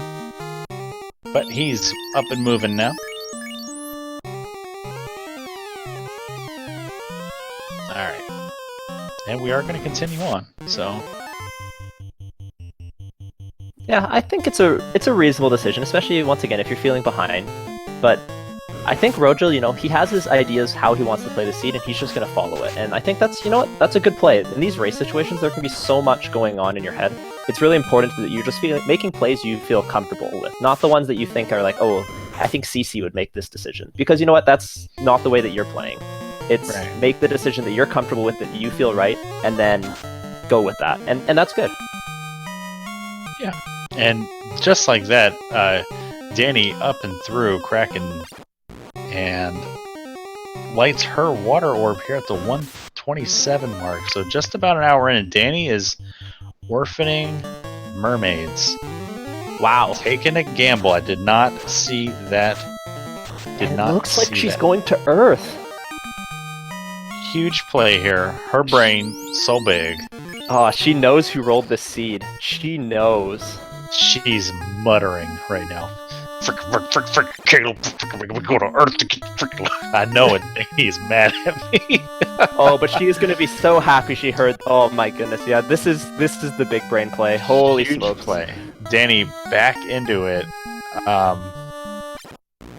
Gonna be hot on Rojo's heels. I think now we were talking about leads, and there's the spider. So spooky, scary Blaze, but we're now high enough level that they should be running. Yeah, the spiders. The spiders don't realize they have Blaze. They're running away.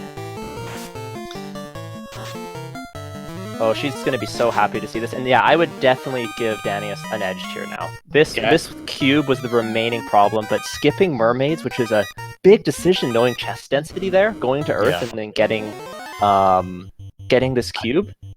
I like the play because she's not anticipating that the cube is right here on the first floor, but she's coming here knowing that it's a dungeon. I can clear this. I can get a key. I can get an orblet, right? And progress. At least here is progression. Mermaid side is not progression. So, and if it's in Earth, awesome. I don't have to do. And then if I have to come back to mermaids, chances are my opponent also has to come back to mermaids. So yeah, it's an educated guess, and it's when you've full cleared so much of the game, it's running out of options. I think also having the floater is a big play here, because like if you were still sailing around, that going there and back, that's multiple encounters, that's a lot of sailing. Floater, yeah, it's 15 seconds and a walk through on rack, so it's not nearly as bad. Yeah, I mean, if you think about the boxes she had left, she had Mermaid Side, all of Earth, and Marshloth, like in the first 2 floors of Mirage. And I mean, I get the inclination to do mermaids while you're here. I don't know if I would have done it, but yeah, it's certainly paying off here. And I would expect Danny. She is a careful player, but at this point, she's promoted. She's got all the magic you could ever want. 3 casters, a massive swinging fighter or knight with dragon armor and everything. She's just going to be skipping every box that she can, except maybe a cheeky validation chest or green chest here and there. Oh no, we missed the thing for the blessed RNGs. Get your blessed RNGs in chat. Rojo about to sprint across the Bridge of Destiny, and first time, we got nachos. Running from the nachos. Whoa, that's quite a run. So there's something special about the Bridge of Destiny compared to the rest of Sky. What's that? Well, the Bridge of Destiny has the highest encounter rate anywhere. Obviously, other than a spike tile. And we can find... I don't know, that Agamor's got a pretty high encounter rate. Alright, so Tier 1. And then we'll talk about the Bridge of Destiny. Tier 1, we're just gonna throw out Brax. Tia's gonna tell us a bedtime story, put us to bed. Red, Fast Long, who's fast asleep, but pops up, throws out the nukes. I thought we were throwing out an Aira Banesword coming out, and Brax. So mixing up Brax damage and instant kills. So on the last seed, I learned that Brack is exactly 27% chance to hit Kraken. Not quite the same for Tiamat, but still pretty good odds there. I think it's actually the same for Tia 1. Okay. For Brack. But yeah, so Tia goes down. Bert hops back in his boat. He's got 2 orbs lit. He's got to go to that volcano and Earth cave. Kind of behind the 8 ball here, but he's got 2. He's got one of the longer dungeons out of the way, and he's got a really short one in Earth cave. It's not terrible, but he's gonna go mode it. It's gonna be good. Yeah, so chat confirming, Kraken and Tia both have, Brack and Bane have the same chance. Yeah. Now we talk about Fiends Revisited. It's a little different. I think Brack is only like a 6% chance to hit Kraken 2. Yeah, all the Fiends Revisited losing all their elemental weakness, which makes them just a little bit trickier.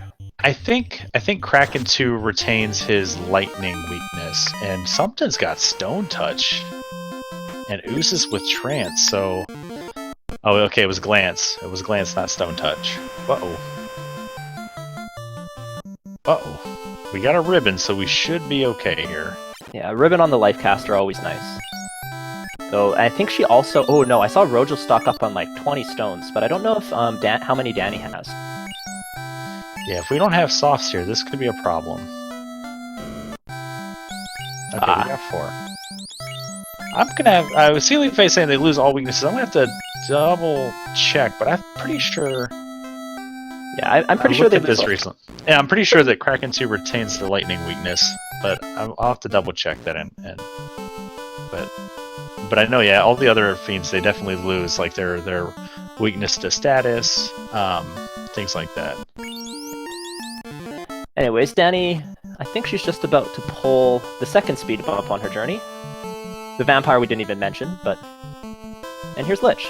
So, starting off, we have Nuke, Nuke, Nuke, Punch. And with that... Lich is down. Wow.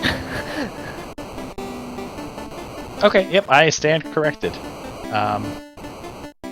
had to open up an old seat in the Hackster and check it out. Yep, I stand corrected. All the fiends lose their elemental weakness.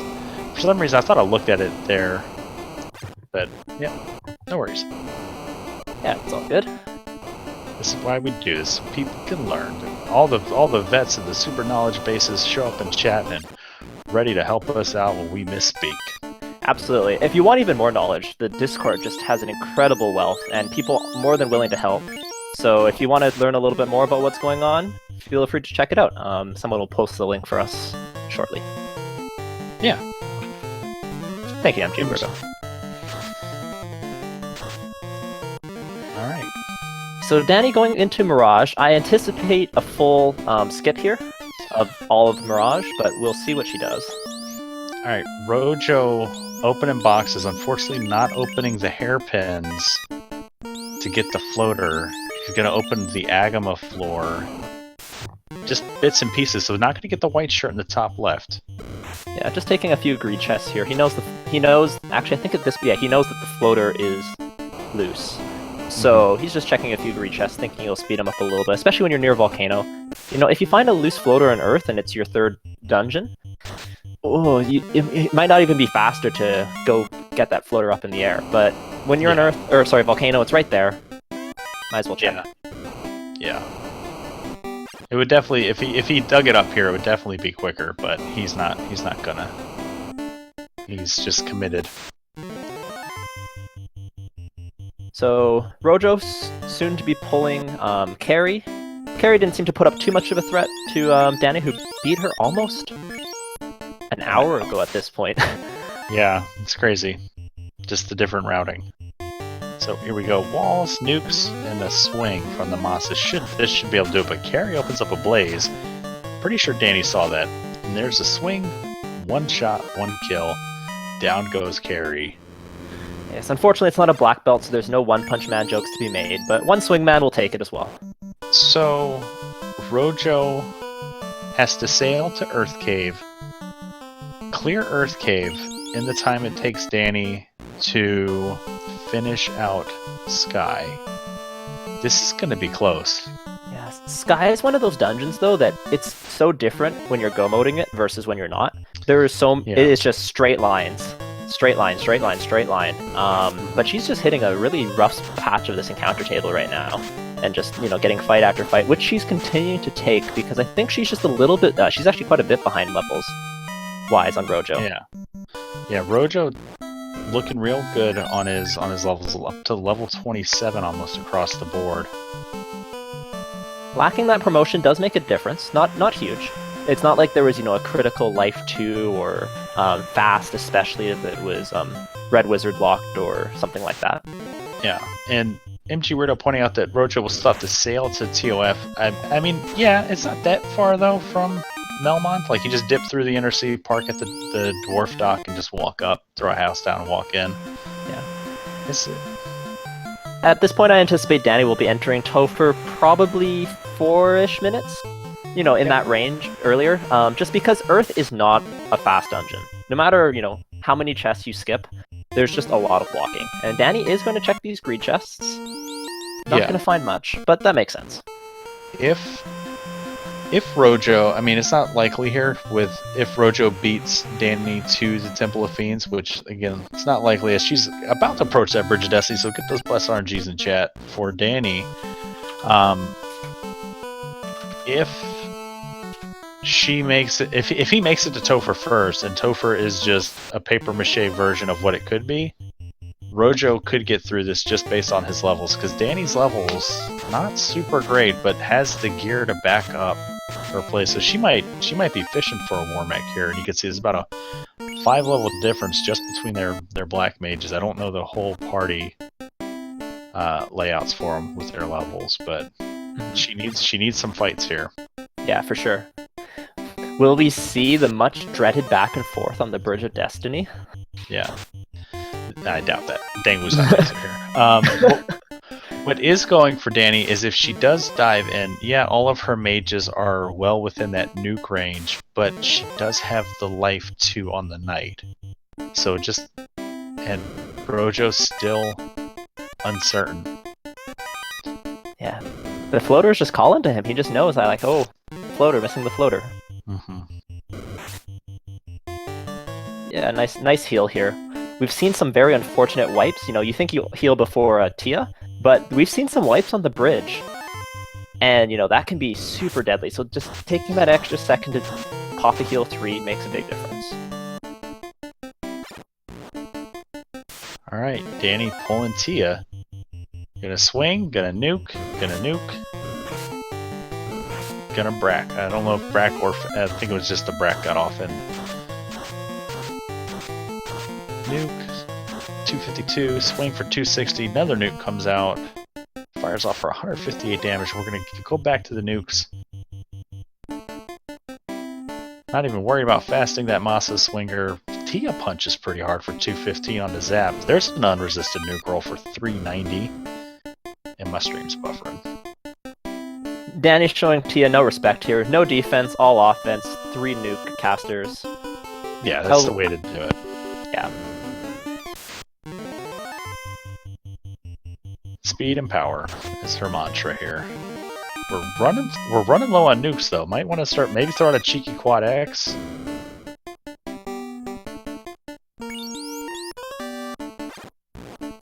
This Tia is still alive. There we go, and he's down. So Danny has all 4 orbs lit at 1 hour and 40 minutes, and she is going to be potentially doing a quick, what was the heal pot count there? I thought I saw about 40. I missed it, I'm refreshing my stream. Yeah, but I think we're going to be going straight to TOFR here. Yeah. Yep, she's got exactly 100 heal pots. Oh, A0. Yep. Nice. Alright, 140, let's see what happens.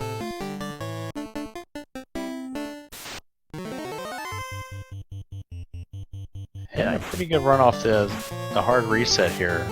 Badman, runnable. Good to see.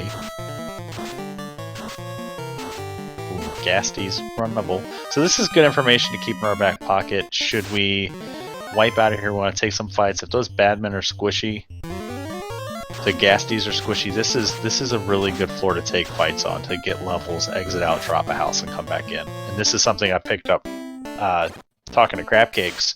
If you're gonna grind in Topher, a lot of people take the left stairs down to the earth floor. You're gonna get better experience grinding up here on the 3rd floor before the Phantom tile. Which turned into a Sphinx. Caleb giving wisdom, giving an advantage to his potential competitors. I try to help folks out. There's a Giant Frostwolf pack. Burt Reynolds showing up in chat. What I miss? Everything, Burt. It was another loose in Earth Cave. Required loose in Earth Cave. There was... What was it? It was loose cube, 1st floor Earth, loose floater, and the hairpins. Rojo didn't check it. It is a floaterless seed. Danny did check it. It's been in the air. Rojo had a slight exploration lead on her, but... Well, he had the advantage of having both loose early, while Danny had to go dig around and look for it. Yeah. And Danny also making the big brain plays to go to Earth, rather than checking Mirage, rather than checking Mermaids. So she definitely got a little bit of a lead there.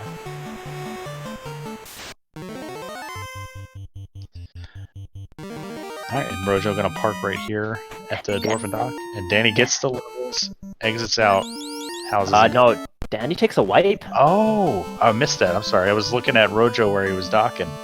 So we are entering Topher at almost exactly the same time here. We got ourselves a foot race. So is the unpromoted party going to be able to get through it? Danny not coming on the same encounter table gets the double worms. Rojo on a different encounter table than when Danny first came in here. This is... We're not even going to be able to compare. It's just going to be... Wow. Yeah, so... Flabbergasted. Oh boy, we got a good one coming up here. It really depends, what unrunnables are people going to take? What's their strategies going to be for each of the fiends? What's their strategy for chaos? Both of them running only a single ribbon. So definitely, there's some risk here. Spider and BI, both runners have the power bonk. It was in the waterfall. Danny a little unconfident because of that wipe, taking some fights. Rojo, I think, just running from everything. He's got to be careful. He's got good levels, but can't, get hung up in these fights too long. Yeah. Danny, not only does she have the promotion, but she also has the armor change, and that makes a big difference. Her fighter is not getting taken, or her knight is not getting taken down by any punches here. But yeah. Rojo with the much better levels. This has definitely been a tale of two seeds. If, Both runners even bonk off the loot slab. There's nerves at play here.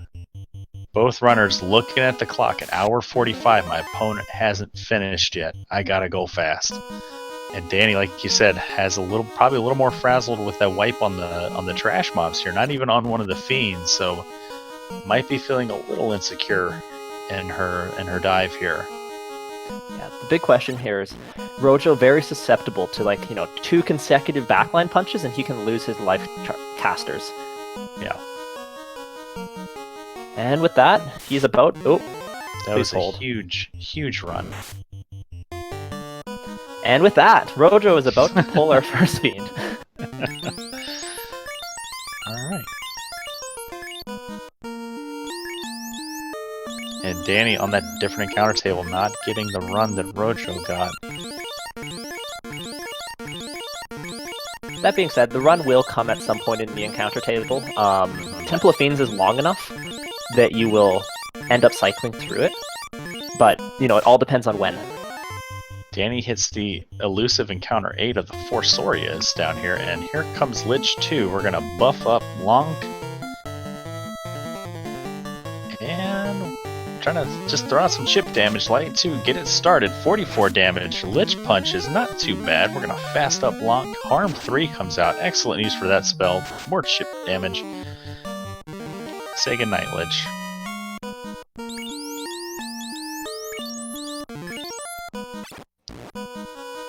Wow. So close. And let's see if Lich 2 is as much of a pushover. We only saw the 1 round out of it. We don't know if Lich has any nasty spells or skills. We only saw the punch on Rojo's side. What's Lich 2 gonna do? We get the swings off before any fasts. Ice 3. Lich will resist that, but we just get a regular punch from Lich. We gotta hope that that's not the punch happy script. We want that to be somewhere else with that defense sword. Vorpal comes out, a little bit of damage. Sun Sword comes out, that's enough to get it done. So, Rojo with the slightly quicker, cleaner Lich fight, able to get it done in 1 round, and already onto carry. And that looks like... Danny got the run. The run on the fire floor. So chat having really good and clarifying exactly what the escalating encounter is. So yes, so you could lose the run. So I do stand corrected there, but that was an absolutely encounterless fire floor. Oh, actually no, I think there was one right at the beginning, but just ran from that. I was terrified for Rojo. He put both of his life casters in the first 2 rows. But carry not having much. Went down to about 1,000 damage, so that's not a whole lot with what we have going here. Rojo stepping on the gas. Danny right behind him. Takes down Carry 2, about 20 seconds behind Rojo. Will Danny hit an encounter? Danny hits Waters. Oh my god. Oh, Rojo hits the water Naga pack. Everything the runnable so run far, and though.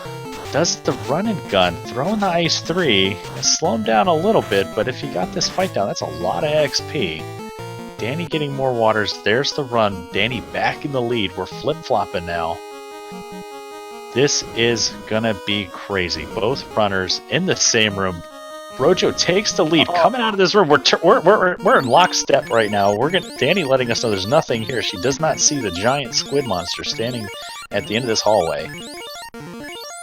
Heel potting up. Rojo puts his life caster back in the front row. Please stop doing this. Against something like Kraken, who's so punch happy too. This is incredibly risky. Because yes, you know, the red mage is still wearing that ribbon, but the ribbons aren't going to help you against the punch. And there it is. Oh wow! So punches keeps white up, and now we have to go all offense here. Cure 4 back up. That you got to cure 4 that white mage. Kraken punching out at Zoe on Danny's side. We're getting damage, and there's an unresisted nuke for Danny. 370, 222. Here comes a fast onto the knight. This is gonna be wild. There's the nukes. There's a swing from Rojo, and down goes the Black Wizard for Danny. We're putting in work now. The character named after us taking a nap. That's fine. I'm pretty tired. I didn't get a lot of sleep last night. And down goes the red, so we got to be careful now. We only have 1 life 2 caster left in Rojo's party. We got to double down and get that damage done. Start throwing out those nukes. Kraken punching the knight, or the fighter here. Cure 4 comes out. Here's a lock 2. Danny setting up for her Tia 2 fight. Oh man, this is close. Alright, here comes a nuke. This round of damage should do it for Rojo. There it is, 5 hits, 774. Rojo has to catch up to Danny. Danny had a quicker, cleaner Tia fight. Danny getting great turnover here on Tia 2. Getting both nukes and fast off. Big punch coming through. Ooh, I think I saw 6 something there. Tia, not complete paper yet, but we will see. Gotta love a free round of lightning too. 7 hits, 439. Tia goes down. Just over 1300 HP it looked like. So Rojo learning from his miss party member placement earlier, keeping the knight up front, throwing the walls, getting the evasion up. Here comes the fast. Danny switching the ribbon. I like this play. Yeah, you got to. You got to throw the ribbon onto the knight in the situation. The knight is your win condition. Equip that power bunk. She's moving it around. And Rojo getting ready to blow up Tia here. We've got to start getting damage in now. There's a big swing coming. There's a nuke. You got to be judicious with those invis 2s. Heal 3s come out, picking everybody, just topping them off. 10 hits, 690. So nothing scary yet. No nuclears, no nukes, no zaps, no slow 2s, no cure 4 that we've seen. No tornado, no swirl, no nuclears. I like Danny's prep here. I think she's as ready as she can be. Fast, temper. Yep.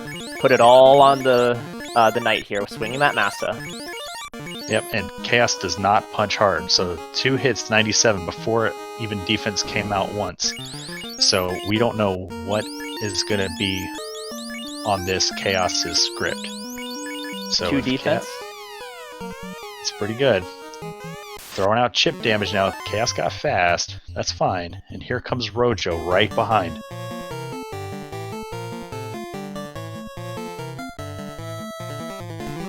Danny's starting to punch. This is going to be important here. What does it do? So many tempers into that knight. 7 hits, 1290. Oh boy. So we are 2 or so rounds away. Depending. I mean, this Chaos could have like 5,000 HP.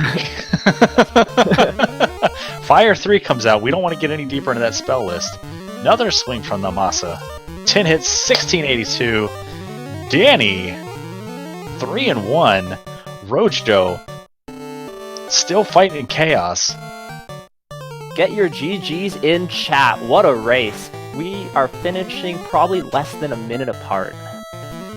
1 hour, 52 minutes, 18 seconds for Danny, getting it done, finishing first place. There's a huge hit from Rojo's Knight there, 1501. We know that this chaos is not long for this world. 149, another nuke comes out. 244, down goes chaos.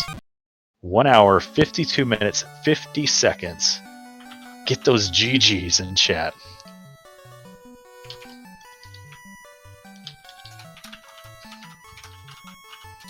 And we're going to get both of these runners to come here and talk to us. I'm sure they might need a second to collect themselves. This was there's Danny. Hey, Danny. GG. GG. Hi. You want to talk about Earth Cave? When you go back, you can watch my stream and see what I had to say about you in Earth Cave. I know. I told myself, I was like, I'm gonna check the robot, and if it's not the cube, it was like, okay, I'm doing crack inside, and if it's not there, I'm already there. I'm not doing, I'm going to do arm rack because I'm there. I'm like, if it's not on crack inside, all I kept hearing in my head was you all week. There's going to be a loose in Marsh, and if it's not Marsh, it's in Earth. It's one or the other. It's happened all week, and I freaking went to Marsh, and that was nothing. And as soon as I beat Kraken, I went, going to freaking Earth. And as soon as I found that darn cube, I was like, crap. Thank you, Danny, for filtering yourself there. So, welcome. Danny, while you're on this rage, how about those spiders? Ooh. Yeah, they suck too. Danny, how about those wolves with lightning too? Yeah, I'm not big fans of theirs either.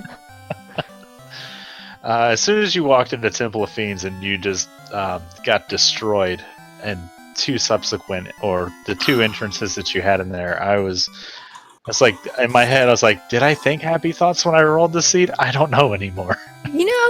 I've been telling you every week, think happy thoughts when you roll the seed, and it doesn't always work out so well.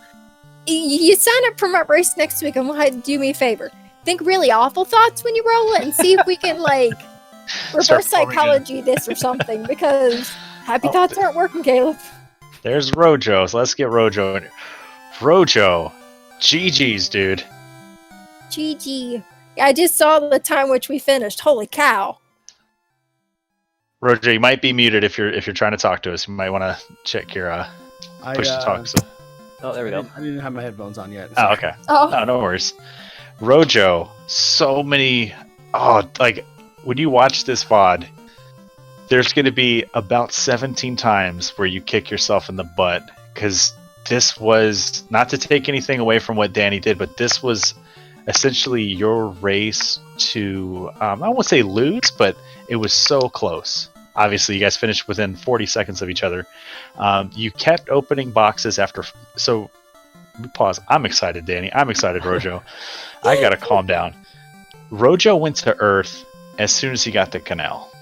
Rojo found the loose cube within 2 minutes of Danny finding the loose floater in Volcano. Oh, man. No. That's what it was, huh? Yeah, it was in the hairpins. So in just the ones north of the cluster too, not even the long hallway check. But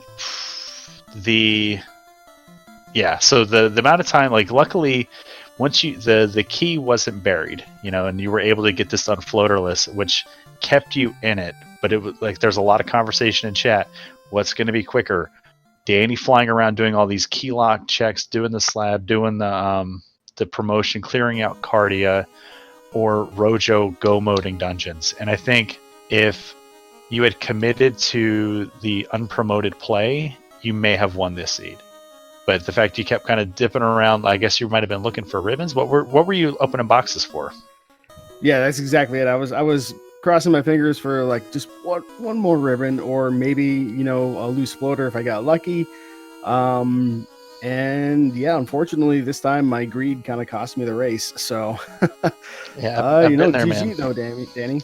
Oh, thank you. I was just I went to Marsh because my little Caleb voice in my head just kept saying, so I've heard all week, go to Marsh. Well, I went to Marsh and that was crap. And I was like, well, I'm behind. And then I was Yep. well, let me take some fights on the way to Crescent. Like, I've got a canoe, be the floater with the sages. Yeah, one. And so it was like, well, at least I've got warp. I'm gonna go do ice before that, and found the canal. And I'm like, I'm here. I'm gonna do volcano, and I found the loose floater. And there's been quite a few tons in these seeds where I found both leaves in the same place. So I full cleared volcano. I got my floater. I got out of safe, and I full cleared volcano, and did carry, so I wouldn't have to come back. And then I was like, I got a rod, but I don't want to go to Earth. Rojo, do you want to tell her about Marsh? I was just about to say. So, Danny, little did you know that you guys were holding hands. No. Well, at least I don't feel bad that I'm not the only one who went there for no reason. Yeah. Well, we talked about how both of you made the Marsh play. Both of you got nothing there. I think Rojo walked his Bane sword out, which actually ended up working out for you because that was how you got your TO1 kill. Well, Danny just reset out. So No, I carried the Bane sword out too. I reset out of top, but I walked out of the bottom. I missed that then. So that's Yeah, If sounds nothing like, else, I was like, I might need like money for magic or something at some point. So I had a couple of things I found in there I was carrying out in case I needed to sell them. Okay, my mistake. Yeah, it sounds like we did the same thing in Marsh. I got burned by Marsh really badly in my last race, so I decided I had to check it. So it's Rojo always had a ghost disappointing. voice. Rojo had a ghost voice, and Danny had a Caleb's voice in their ear. Either way, both of you guys went for the ghosts in Marsh. Neither were rewarded. But remember, Earth always has at least one loose. No matter what the week, Earth's incentivized. It sure seems to be. So It's I like think Earth heard everybody talking about it during Earth Week, and it's like, well, I'll show y'all. the only other thing that I want to ask Rojo about before I pass the mic to Jat for questions. Rojo, when you were in the Mirage Tower, clearing less than greater than, you paused for close to a minute, maybe two. Is that like a phone call, the bathroom break? Like we were all kind of wondering what was going on there. Oh yeah, I been doing a little day drinking, and I had to pee so bad. So I had to take care of that.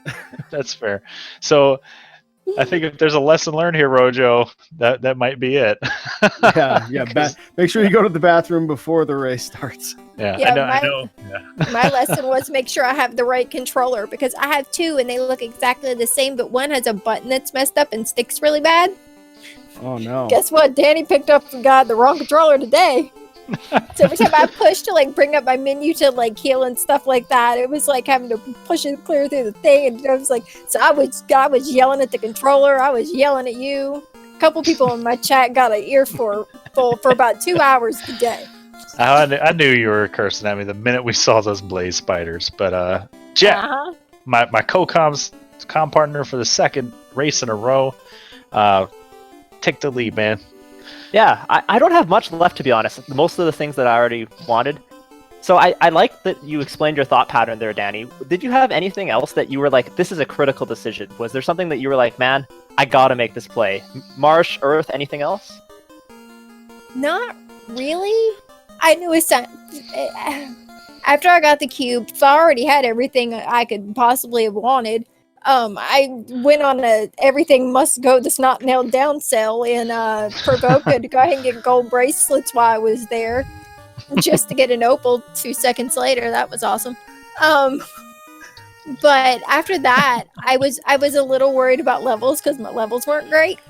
Mm-hmm. So I took a lot of fights in Russian Sky on the way out. Yeah, for sure. Actually, Rojo, you took a little bit. Oh, go ahead. Finish off. Oh no, but other than that, yeah, was pretty much it. So Rojo, you took a little bit of the grind in Waterfall, and I think that actually, outside of the organic break and the outside of the organic break and just opening chests, that grind really paid off. How high did you want to go there, and what made you decide to do that? The red Ds were quad Xable, and I know they're worth a lot of XP, and so I just decided to burn my charges until I, burn my charges and then leave, basically. Yeah, you took that about 3 levels or so higher than Danny, 3 or 4 levels, and that really paid off throughout, as you're going through Topher. So I think that was a really good and interesting play that you made there. Yeah, that's about it for me though. Caleb, do you want to finish us off here? Jad, I liked you so much until that moment. I was reading. That's fine. I'm just teasing. So this was probably one of the most exciting Tophers like finishes that I've seen, because there were moments where you could see nerves on both of your side, like where you guys were coming through the Kraken floor on very different encounter tables, and like you guys were like passing each other, like basically pulled Kraken 2 at the same time. Rojo had the long walk on the earth floor to get to Lich, where Danny was hitting encounters.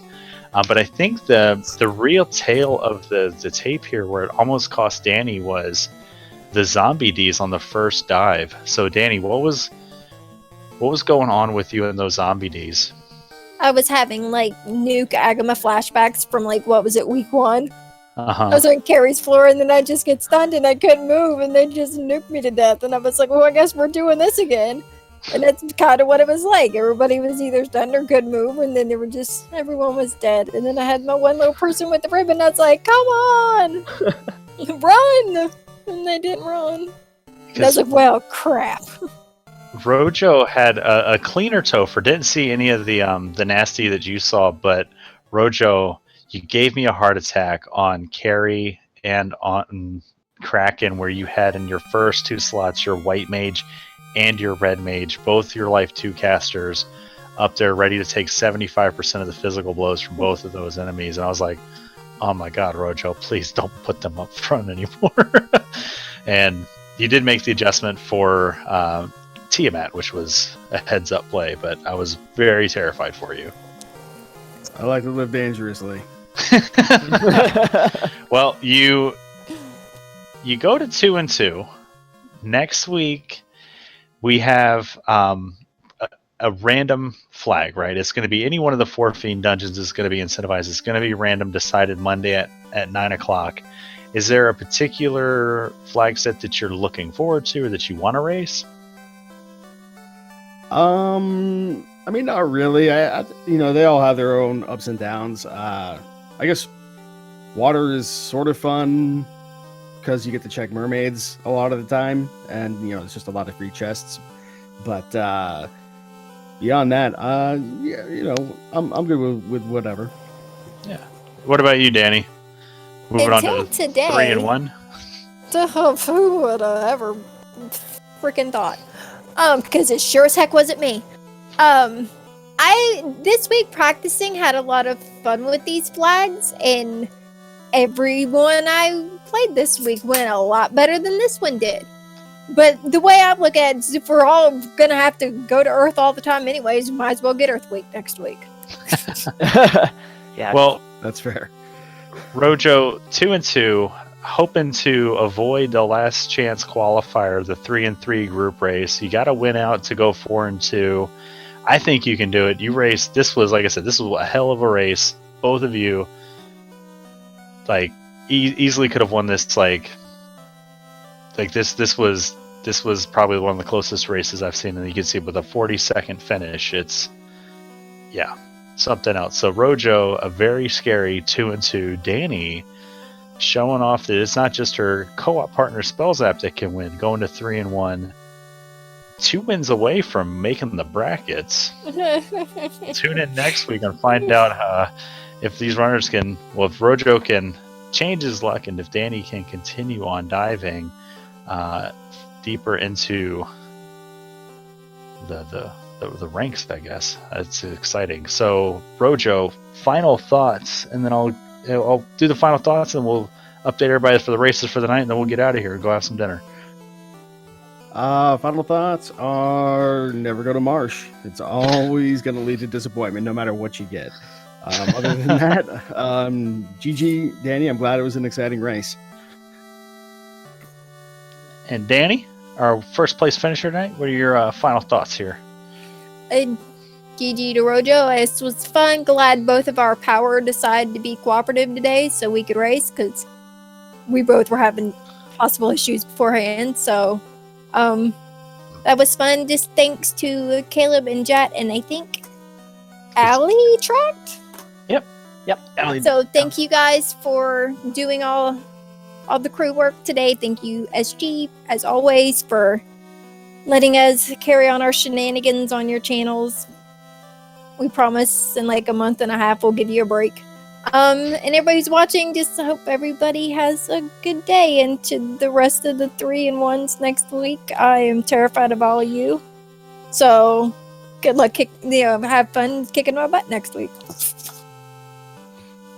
All right. And Jet, I'll let you final thoughts and we'll take us home. Oh wait, no, I want to do the schedule. I lied. Yeah. I got the schedule ready to go. Yeah, so go do the schedule for us. Final thoughts here. Always never marsh, always earth, and sky, sky, sky, sky. This was a fantastic race though, and I was really it was a great race to commentate. So great job to both of our runners. Looking forward to seeing both of you guys race in the quagmires that are 3-in-1 and 2-in-2. Raph, before I go over the schedule, any final thoughts? I did it again, Caleb. I need to stop reading. My name's Caleb. That's my final thought. No, no, Jet. This was a lot of fun. As like I said a couple times, this is my second time doing comms with you. It's a lot of fun calling a race with you. So thank you for volunteering. You tracked a lot of races for the spring tournament, and now stepping up into the comms booth. It's been a lot of fun working with you. Allie Jabrat, thank you so much for tracking. Hope to see you volunteering and helping out more. I know you probably got a lot going on, but it's awesome to see all the different faces showing up and helping out with all our broadcast needs. Danny and Rojo, you guys gave us a hell of a show. And Speed Gaming Prime, thank you for having us this afternoon. I hope you guys had a good time, but we're going to get out of here. So coming up on the docket tonight at 5 p.m. Eastern Standard Time, being the official Final Fantasy Randomizer time zone, we have Sledge Kalami versus AEL. And then Aelmarkin. Yep. And then at 7 p.m. we have Captain Nerd 2 versus Kenny Starr. Later in the evening, also at 7 p.m. we have Cyranus against One Fine Day on Speed Gaming as well. At 8 o'clock we have Elastoid versus Thundercloud in a Battle of Giants in the 3-0 bracket. And that is on Speed Gaming 4. And then last but not least, at 11 p.m. we have Lord of the Synth versus Yurak on Randomania 1. So hopefully you guys can check those out. We got some great races ahead of us, both today, Saturday, and Sunday, before we go into week 5 of the Swiss. Yeah, so a lot of good matchups there. But yeah, well, like I said, we'll let you guys get out of here. So good night, everybody.